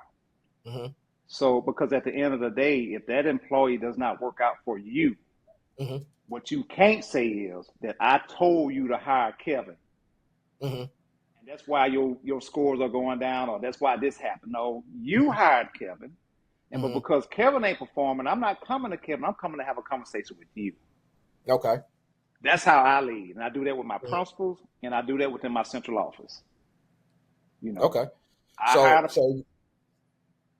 you're not that like you don't take authority too heavily in the area of hiring and firing, and you leave it to the principals, basically, in so many words. You put the weight of on their shoulders when it comes to their personnel, or yes, because when I evaluate them, when Ms. Tillman or I evaluate them, we're evaluating them on their performance, and their performance is depending on who they hire to do the job and who they lead.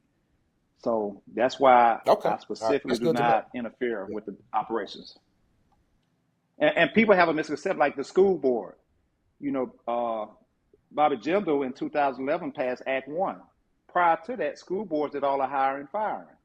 So if Kevin wanted a job, he had a school board member that liked him or his uncle, hey, all he had to do was say, hey, I need Kevin to get a job.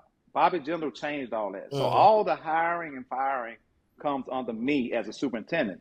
And the school board does not have any authority to tell me who to hire and who to fire.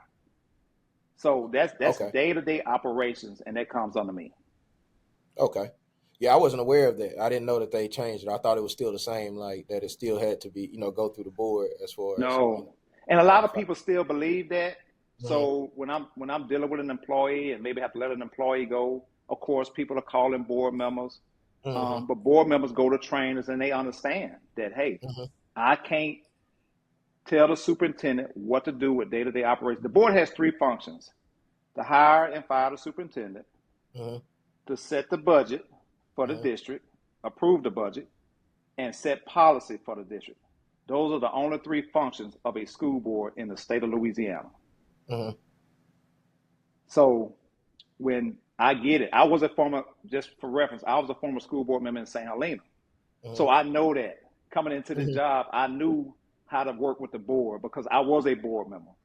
So Right. my main thing was to educate them on the law because in superintendent's contracts, it's just the same thing. If a board member say, hey, I need you to hire Kev, and I say no because he or she is interfering in day-to-day operations, that's violating my contract, my job duties. You hire me to do the hire and fire. Right. Okay. You hire me to run this school system. Of course, I do run things by my board as a collective, let them know that's what I'm doing and what's going on. I keep them very informed about what's going on because I know they're going to get the phone calls. I Mhm. know people are going to be upset when certain decisions are made. So I inform my board, hey, I made this decision. Just know you might be getting a phone call. Here's the why. And I leave it So at they that. already prepared for it whenever they're not blindsided by anything. I can definitely I can get with that. I can totally understand that. Yeah. So, but Yeah. I was curious about that because I just wanted clarification on what the process was. Because I think that's what a lot of confusion that happens in the community is about is people don't really know the processes and checks and balances and things of that nature when it comes to, who makes these decisions and who doesn't and who's capable of making decisions and who's not, so but that's the only reason I was really kind of referencing it. I kept seeing that a lot. You got to think about it. If a board member tell me to hire a certain person to be principal, and yet they evaluate me on the performance of the district, and I hire this principal off the pressure of a board member because I'm afraid I'm not going to get a contract renewal or whatever, and then that school that I place that person that scores tank, how can they evaluate me on that when I was forced to put that person there? Right. So that's Right. why they kind of made that law. Okay. I got you. And kind of to backtrack on the test scores and everything about that. I know when the 4-day school week was implemented, a lot of people were excited, but now can we say it's beneficial for the students or for the system? Let me say this, and I've been saying this since day one. Um, People constituents or employees automatically think I hate the 4-day work week or I want to get rid of it. I worked in a 4-day work week when I first started teaching in St. Helena. And I'll be the first to say, employees love a 4-day work week. I love a 4-day work week. But as a superintendent who's leading the district, I have to think about the bigger picture. Is it benefiting the students? Now, one thing I said, if we show continued growth, then the 4-day work week can stay on the table. But if we're not showing growth, if employees are not coming to work, if students are not coming to school on a 4-day work week, then we're going to have to make a decision of going back to the 5 days. Now, when you go to a new schedule where there's 4 or 5 days, you have to give it time to see if it's going to work. You can't be a one and done. So we grew the first year in the 4-day work week. We grew the second year in a 4-day work week. Did we grow a lot? No, but we didn't go backwards. So I'm still evaluating it. And the thing about it, the students are taking the test now, and those scores don't come back until November. We get some preliminary scores in July, but we really don't know how the district perform until late November. So that's when we'll start planning for the following year to see if doing the school calendar, see if we need to go back to 5 days or 4 days. And it is a great recruitment tool. It is. But at the end of the day, as a superintendent, I have to make the decision that, if it's not really benefiting the students as a whole, then we're going to have to make that tough decision. But we'll do that when that time comes. So as of So you, so you, next year, we're going on a 4-day work week. We already approved the calendar for next year. and it is 4 days next year. All right. Because I was gonna say that was my next question. You talk about a recruitment tool. So like, what is the plan, or I guess you're utilizing this to bring students back, or what is that plan to get students to come back that have left, or to keep kids in the Bogalusa City School System? All right. So my answer to that is you have to create a system where it almost make it for impossible for a parent to take their kids somewhere else. So I'm not going to fault a parent for wanting to do what they think is best for their child. You're the parent, and if you feel that your child, no matter what they are, what they're doing, is not benefiting them, and you have better options, I can't fault a parent for that. My job is to make sure that we train our teachers up to make sure, and our administrators to make sure they provide the best experience, both culturally and academically, at the school, to make parents want to keep their kids there, to make kids want to come to school. Now, I get it. Some kids ain't coming back. They're not. But we don't want to continue to lose kids either. So we have to create an environment that's safe, that's conducive to learning, that shows academic process, academic progress. So when a parent's weighing, you know what? I don't have to drive to Covington. I don't have to drive to Franklin. We have great programs right here, so my kid can stay here. But we have to put those things in place to make parents feel comfortable and safe, and knowing that their kids are safe at school. We have to create that culture where the kids want to be at school and be safe. And we have to support our employees where they have the tools to make sure they provide that educational experience for students so they want to be in that classroom. So it's a multitude of things that we have to do to create that environment. And it's going to take time. It's not like hitting a light switch and it's going to turn on overnight. It's going to take some time to rebuild that culture in Bogalusa City School. For me learning about the history, it was thriving 20 years ago. I mean, busting, thriving. The decline has been steady over the years. So my goal is, how do you stop that decline? We have to create a culture where students want to be there. And we have a lot of great students. I'm going to tell you something. I've been to some school systems and some schools, even when I was working at the state, that I didn't want to walk on the campus. It was like walking on East Side High. But when I go to Bogalusa High School or Central, it's as calm it's as calm as you want it to be. Now, we have our set of issues just like any other school in the state, but for the most part, we have great students and we have great staff. So would you let your child come be a student in the Bogalusa City School System? If I lived here, my kids would be in the Bogalusa City School System. My son is a junior and the other one is 8th grade. I asked them, Daddy going to Bogalusa, do you want to come?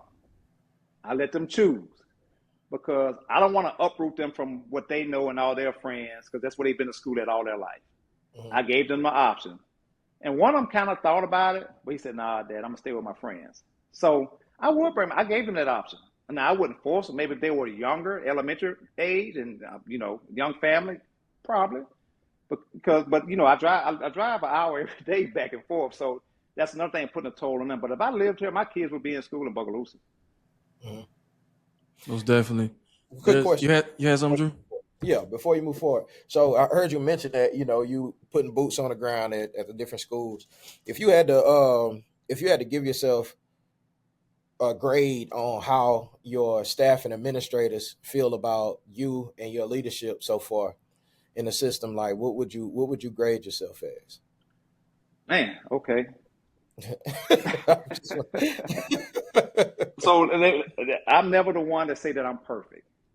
Right. So I just did the board just evaluated me, and the evaluation is 1 to I forgot 1 to 3 or 1 for 3 being the highest or 4 being the highest. I forgot what it was. So I did not want a perfect score because I know I'm not perfect. Mm-hmm. So I want my staff to be honest with me. I have one-on-ones with my central office staff and my principals. I say, hey, how do you feel about the decisions that I'm making? Mm-hmm. What can I do better? Mm-hmm. What do I need to work on? And these are one-on-one conversations, and I let them know this conversation is between me and you. I'm not going to go out and say, hey, Drew said I ain't hitting on nothing. I need to work on this. And then I asked them about the system. What can the system do better? How can we, make sure everybody work well together? And I learned a lot by having those one-on-ones with my staff. Now, every superintendent can't do that because they have larger systems. I can do that because I have a smaller system. And by doing that, I learned a lot about the system, and I learned a lot about the changes I needed to make. And that has been very beneficial. And my staff know, especially since I have an open door policy. If you have a concern, a question, or even an idea, bring it to me. I know one thing. One person that's gonna tell you the truth, Michelle Hopkins. Michelle Hopkins gonna tell you how it is. She gonna look at you in your face in your office and tell you where you slacking. Hey, So look, if you had to say what was your biggest complaint without giving out the name of somebody what it was, what would be the thing that they felt like that you need to press the most about changing, and what was the thing that they said you did the best, as far as so far? so it's funny you asked that. So when I first came, I met with every employee in the central office. And I would say 80% of them said they wanted everybody to be held accountable. I heard it across the board. They want this district to move forward, but they wanted accountability. So everybody say that they want everybody to do their job, and they want changes, they want better. But sometimes if that change affect you and you got to change what you're doing, oh no, that's not a good idea. It's a problem, yeah. Everybody else is changing, it's good. Everybody wanted accountability. Everybody wanted to be trusted. Everybody wanted someone they can talk to. So I think I brought some level of that to the system. Okay. But it's funny. People won't change until it affects them. Until it affects them, yeah. Okay. My last question I'm gonna ask you, and I'm gonna let Kel move on. What's the hardest, if you can disclose this, what's the hardest decision you've had to make so far as a superintendent? You know what? Every decision, I can't think of one that's harder than the other one. The thing is that I understand about as a superintendent making a decision, no matter what decision I make, no matter how hard it is, or it could be an easy decision, somebody gonna be happy, somebody gonna be mad. So in this system, no matter what decision I make, somebody gonna like it, somebody not gonna like it. And I can't make decisions off like I'm on Facebook. I need to get all these likes, so I'm gonna make this the decision. Or sometimes my decisions are not well liked. But if I'm gonna leave this district, I believe that's the best way forward for this district. And people have their various reasons, maybe because they don't like the change because it affects them. Or, it's not their vision of where they want the district to go. They have it, that's up to them. But that's how I live by my philosophy. I have to make a tough decision, no matter what it is. It comes down to the simplest thing, letting kids out of school for weather. In some cases, you're damned if you do, you're damned if you don't. Yeah. You let them out for the weather, and then it don't rain. Oh, they don't want to go to school. They shouldn't let them out. You don't let them out, and it rains. Oh, they don't care about the kids. They want the kids to be in the weather. So it's those decisions, no matter what you do. Hey, I'm laughing because I know some parents is watching this, man. They don't want to accept that to be true, but that is true, man. Like I see half of the parents fussing about their kids having to go to school. Then I see half of them mad as hell that they home. Even during the summer, even for holidays, anything, they'll be like, man, damn, these kids get out for anything. And then if if something happens, then they shouldn't have been there in the first place. Yeah. It's funny, man, to hear, but I know it's not, I know that's a difficult, and which is the reason why I'm asking you these type questions, because one of the things that I've always battled with just society in general is like no one is empathetic to what people in leadership positions have to go through. They struggle with understanding that the decisions that you're making is not personalized in any type of way. We only see things from one perspective on one side of the aisle. And that's what I feel like the biggest separation between our community and the school system and our community and politics is, and our politicians, is the fact that everybody feels like that they can be a better superintendent. Everybody feels like that they can be a better head coach. Everybody feels like that they can be a better, teacher, or everybody has these ideas about feeling like, oh man, I can do this job. I can do this. There's a lack of respect for what it takes, to be in these type positions. So I like asking those questions because it gives someone a chance to see um, an opposing angle to what they have created or developed in their head. And a lot of people's opinions are always based off of what they heard somebody else say about individuals. Exactly. It's because if I had to knock you for anything, it would be that you don't talk enough, man. And that's, you're not visible enough. You don't talk enough. And I know you have this mentality that, that's you're more focused on, the goal and things of that nature. But I will tell you this: I'm from the Bogalusa community, been here, born and raised. And one thing about changing anything here, you're gonna have to be visible. You're gonna have to listen, even if the person that's telling you some shit is complete bullshit. You're gonna be like, man, that is not how it go. You still gonna have to act interested. You still gonna have to be like, you know what, man, I never thought of that, man. I appreciate you for bringing that to my attention. That's the only way that it works. If you feel approachable to the people, then they tend to listen. And that's one of the things that I asked a lot of people around before we did this interview if they knew you, and they just don't. They don't know who you are. They don't know where you come from. They don't know what you do. They've never seen you in the barbershops. They've never seen you in these different areas. And I know that sounds so retro, but this place is retro. This place is still, we still have newspapers. And I tell people, man, that's crazy. It's like most people get their news around here from newspapers, which is insane, but that's the community and area that we live in, and I'm not, like I said, I'm not the type to tell anybody how to do their job. I am telling you what I've seen for years about this place. Is crazy. You know who else me and my said the brother same laugh thing? about this. Oh, man. Coach Jones.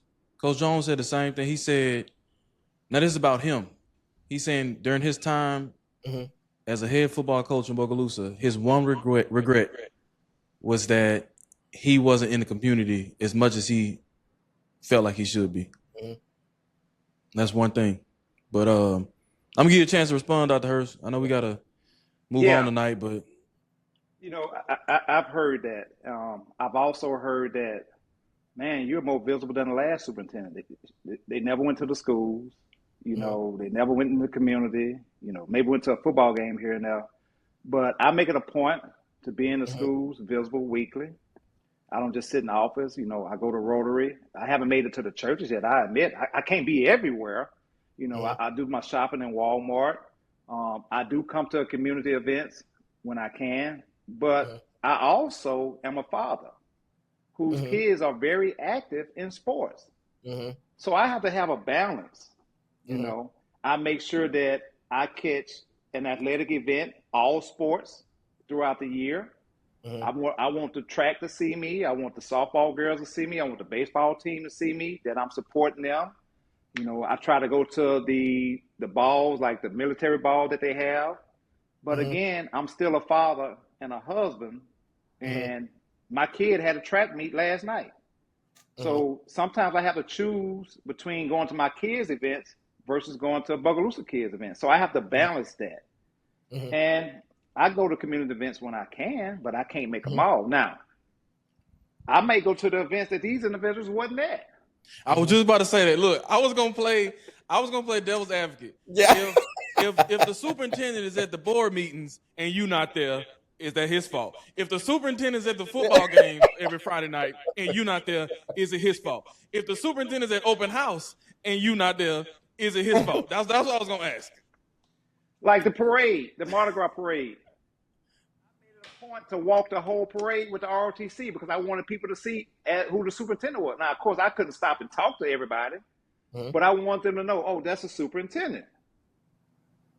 So, and I get it. Some people say, well, he's not approachable. I get that. I get that a lot. I got that. I've gotten it everywhere I went. But once people approach me and they learn me, then they say, wow, this guy right here, man, like I'm that fun-loving, joking style, but serious type of guy.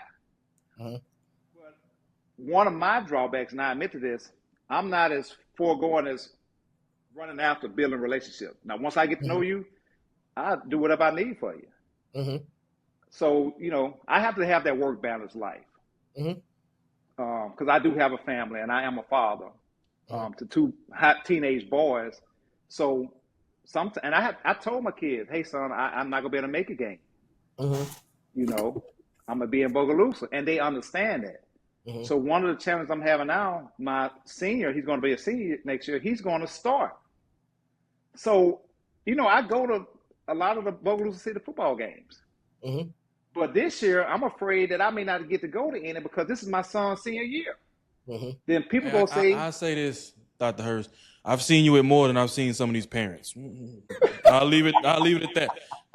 But look, we got about 10 more minutes. There's some things I want to run through. Okay. Like I said, we got about 10 minutes. Let's talk homecoming. Okay. Let's talk homecoming. That big debacle last year.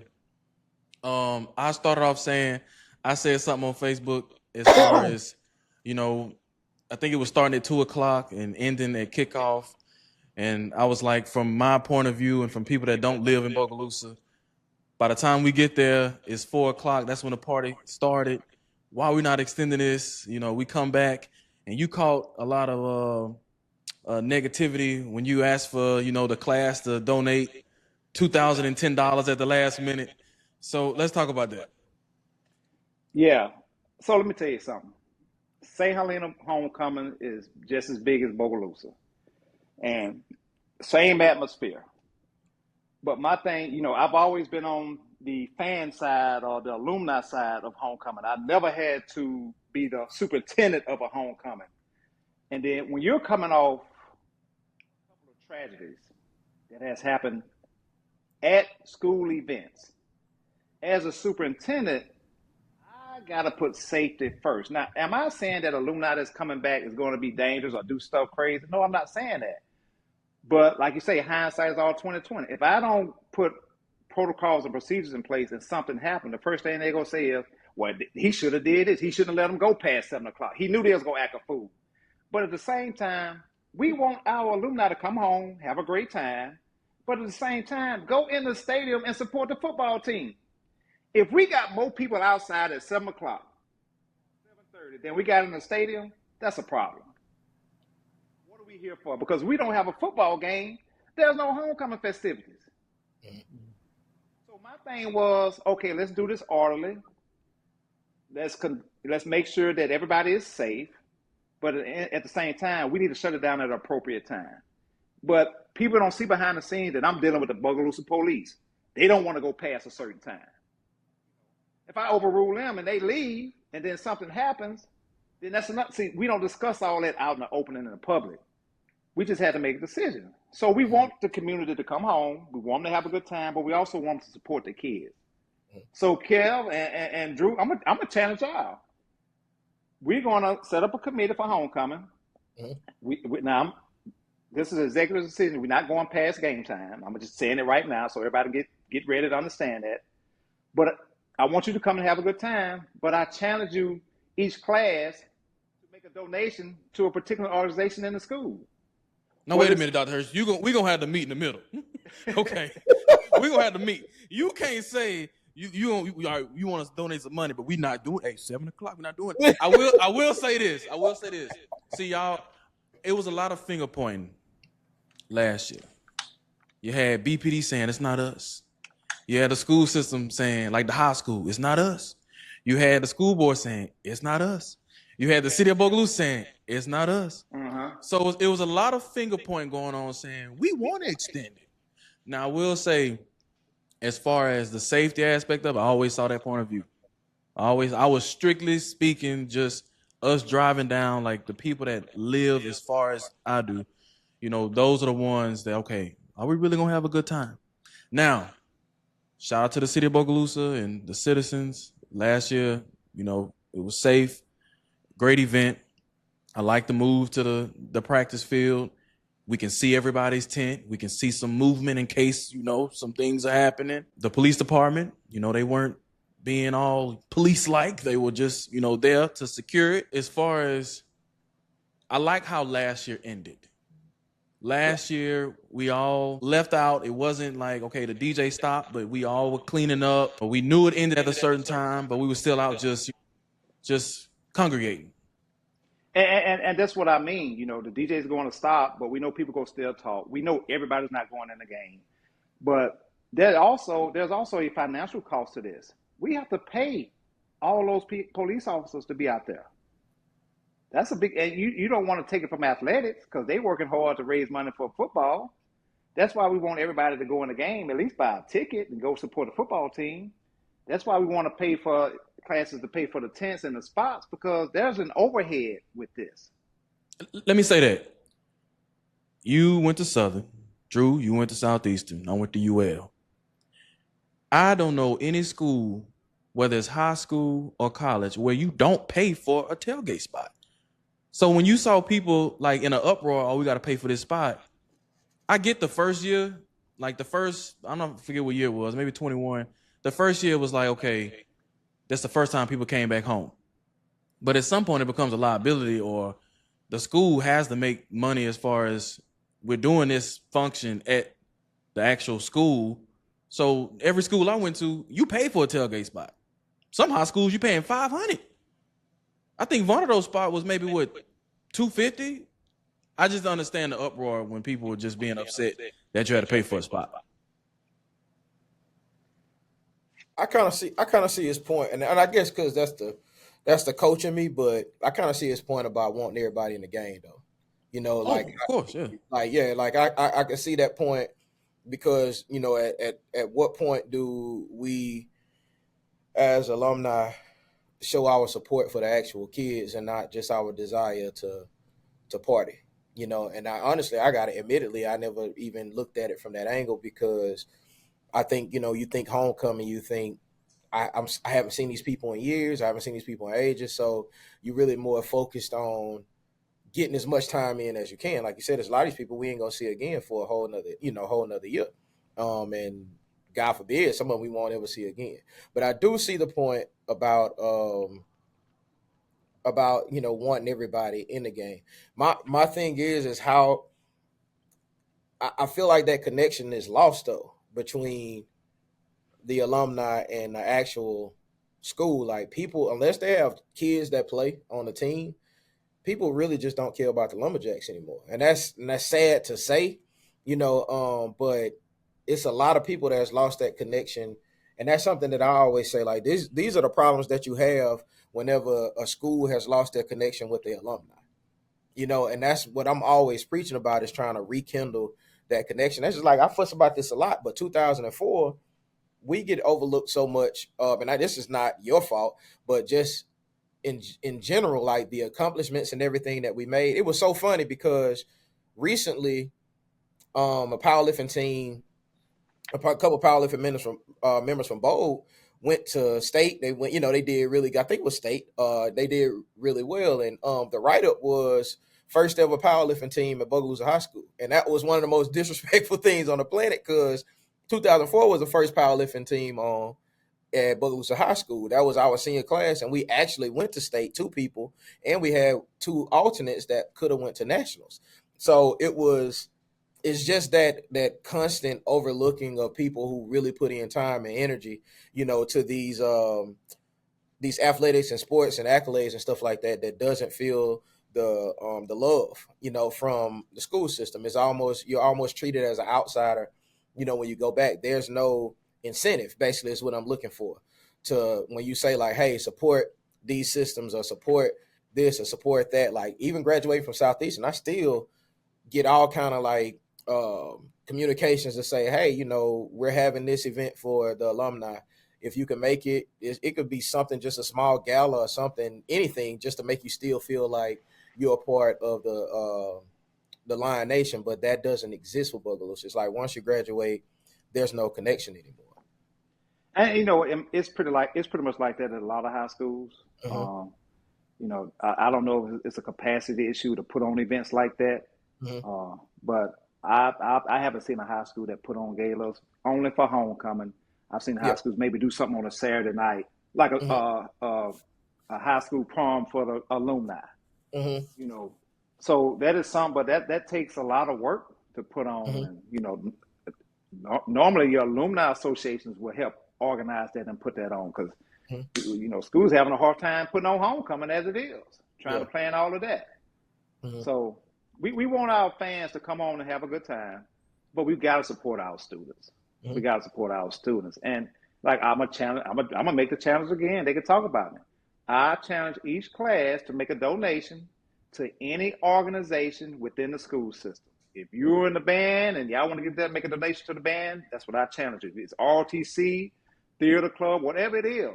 I don't care if it's $100. It's going to those students, and you can even say, "Hey, my class gonna donate $1,000 to the cheerleaders, but we want to spend exactly on this." Guess what? They got to spend it exactly on that. Mm-hmm. But let me say this, because I know we're getting a little short on time, but I like that idea. I know Drew knows. I don't know if you know Kendrick Allen. He reached out to me, former NFL player, graduated. What was it? Was it 2099, Drew? I think he graduated. Kenny Ken graduated 98. I want to say. Well, he wants to start a Letterman Club. I don't know if we have an alumni association, but he does want to start that. And before Dr. Greeley left as principal, we were in the process of trying to get Letterman jackets for this Letterman Club. So I'm going to accept your challenge. If you can assist me in getting an order of Letterman jackets so we can start this Letterman Club, and at least we can get black men back in the community, black men back in the schools, and we can start being a part of this and create this Letterman Club and get things rolling. You talking about me? Yeah. Like we want to already start this association. We want to start making these donations. All I need from you is to help us get these Letterman jackets so we can get this association rolling. So when you say help, in what capacity? Just give me an order form. Who I need to contact? I ain't asking you to pay for them. Let me tell you something. Call your auntie, because I got some girls in that finance department. They find the best stuff on Temu for about $10. No. Wait, no. I don't know if it's Jostens. I don't know what company y'all get Letterman jackets from. That's the form I need. I just need the form. You get the same quality at a cheaper price. I'm telling you what I want. I don't want Temu. I want the same Jostens or whoever y'all go through in Baton Rouge. That's who I want, so we can order these Letterman jackets. See, it's a lot of give and take here.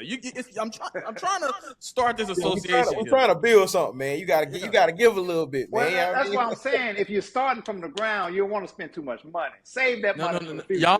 Y'all not paying for it. We got people that want to buy the same quality Letterman jacket that they had in high school. Mm-hmm. We just want the form. That's it. We don't want y'all to put no money. We don't want nothing from Temu. We want the Jostens form or whatever form it is. His name is Steve Haynes. I talked to him last week. I'll get you his information. Thank you. And man, we're going to start that. We're going to just text that information to me. We're going to get this ball rolling. One more question. We got about 30 seconds.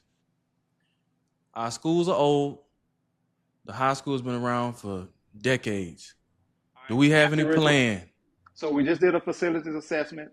Our schools are anywhere from 63 to 74 years old between Byrd, Central, and Northside.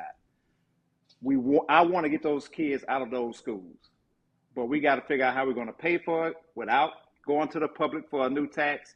And if we do, we got to show that we've been good fiduciary leaders of the money so the public will have confidence in us building a new school. And my dream, and we're going to get community input, we're going to do a roundtable, start going around, is to combine Central and Byrd and put it in a neutral site. Because the cost to renovate Central is about $20 million. To build it brand new, about $35 million. Just Central alone. And Central could really fit Byrd students, but it's not built for the elementary level. Mm-hmm. So we want to get a school that's built for elementary students, that has majority of all the bells and whistles, not everything, because that gets more expensive, and we want to build it on a neutral site. So we are talking about it, but that is a process, and it's all going to come down to funding. Most definitely. I want to thank you for joining us. We're going to have to bring you back on. Before you leave, let him get about 20 seconds, just 20 seconds, just to tell the people what he wants to tell them from his perspective, his point of view. It's something that you want the people to know. I want the citizens of Bogalusa to know that under my leadership, we have nothing to hide. Our office doors are open every single day. If you got questions, come up there and ask. If you want to come up there and look at the books and ask questions, come up there and ask. A lot of times the board meetings, we don't have time to do a deep dive into questions, but our doors are open. We are very transparent. So if you got a concern, we got an email that you can say, hey, I have this concern. Can somebody reach out to me and explain this to me? We monitor it every day. We don't get any concerns. We get some public records requests, but we don't get any people who say, hey, I have this concern. Can you explain me? I do my best to call parents back or anybody back in 24 hours, and I tell my staff to do the same thing. We have an open book. Anything you want to know about the school system, where the money is going, what we're spending this on, come to the office. We'll open the books and let you look at it and explain everything to you. I appreciate you. Parents, stop looking for them at Walmart and Readers and go to open house and see them. Thank you. Thank you, Dr. Hurst. If you can, text me over the information, man, so we can get these Letterman jackets, not the Temu link. Appreciate you, though, man. Thank you for joining us. All right. Shout out to Dr. Byron Hust, Superintendent of the Bogalusa City School System. He came through along with attorney McKinley James, my frat brother out of Karen Crow, Louisiana. Man, thank y'all for coming through. Episode 11. Drew, you got anything for the people, man? Yeah, man. To all the people out there, man, I understand my language kind of bothered y'all. So I just want to tell y'all that I'm sorry for all the f***ing cursing, bro. I love y'all, man. I'm out. Goddamn. Now I gotta censor that, man. Y'all have a goddamn good one. Hey, man, I think my mic went out on that point. What you mean? I think I tapped the top of it by mistake. Oh, well, good. It's already censored. But hey, man, let the people enjoy the outro, Hey, man. It probably worked. Hey, man, we may edit it out. We may leave it in. Yeah, man, it probably worked perfectly because it probably went out because I couldn't listen cursing anyway. Well, here you go. He's cursing again. Y'all have a good night. All aboard the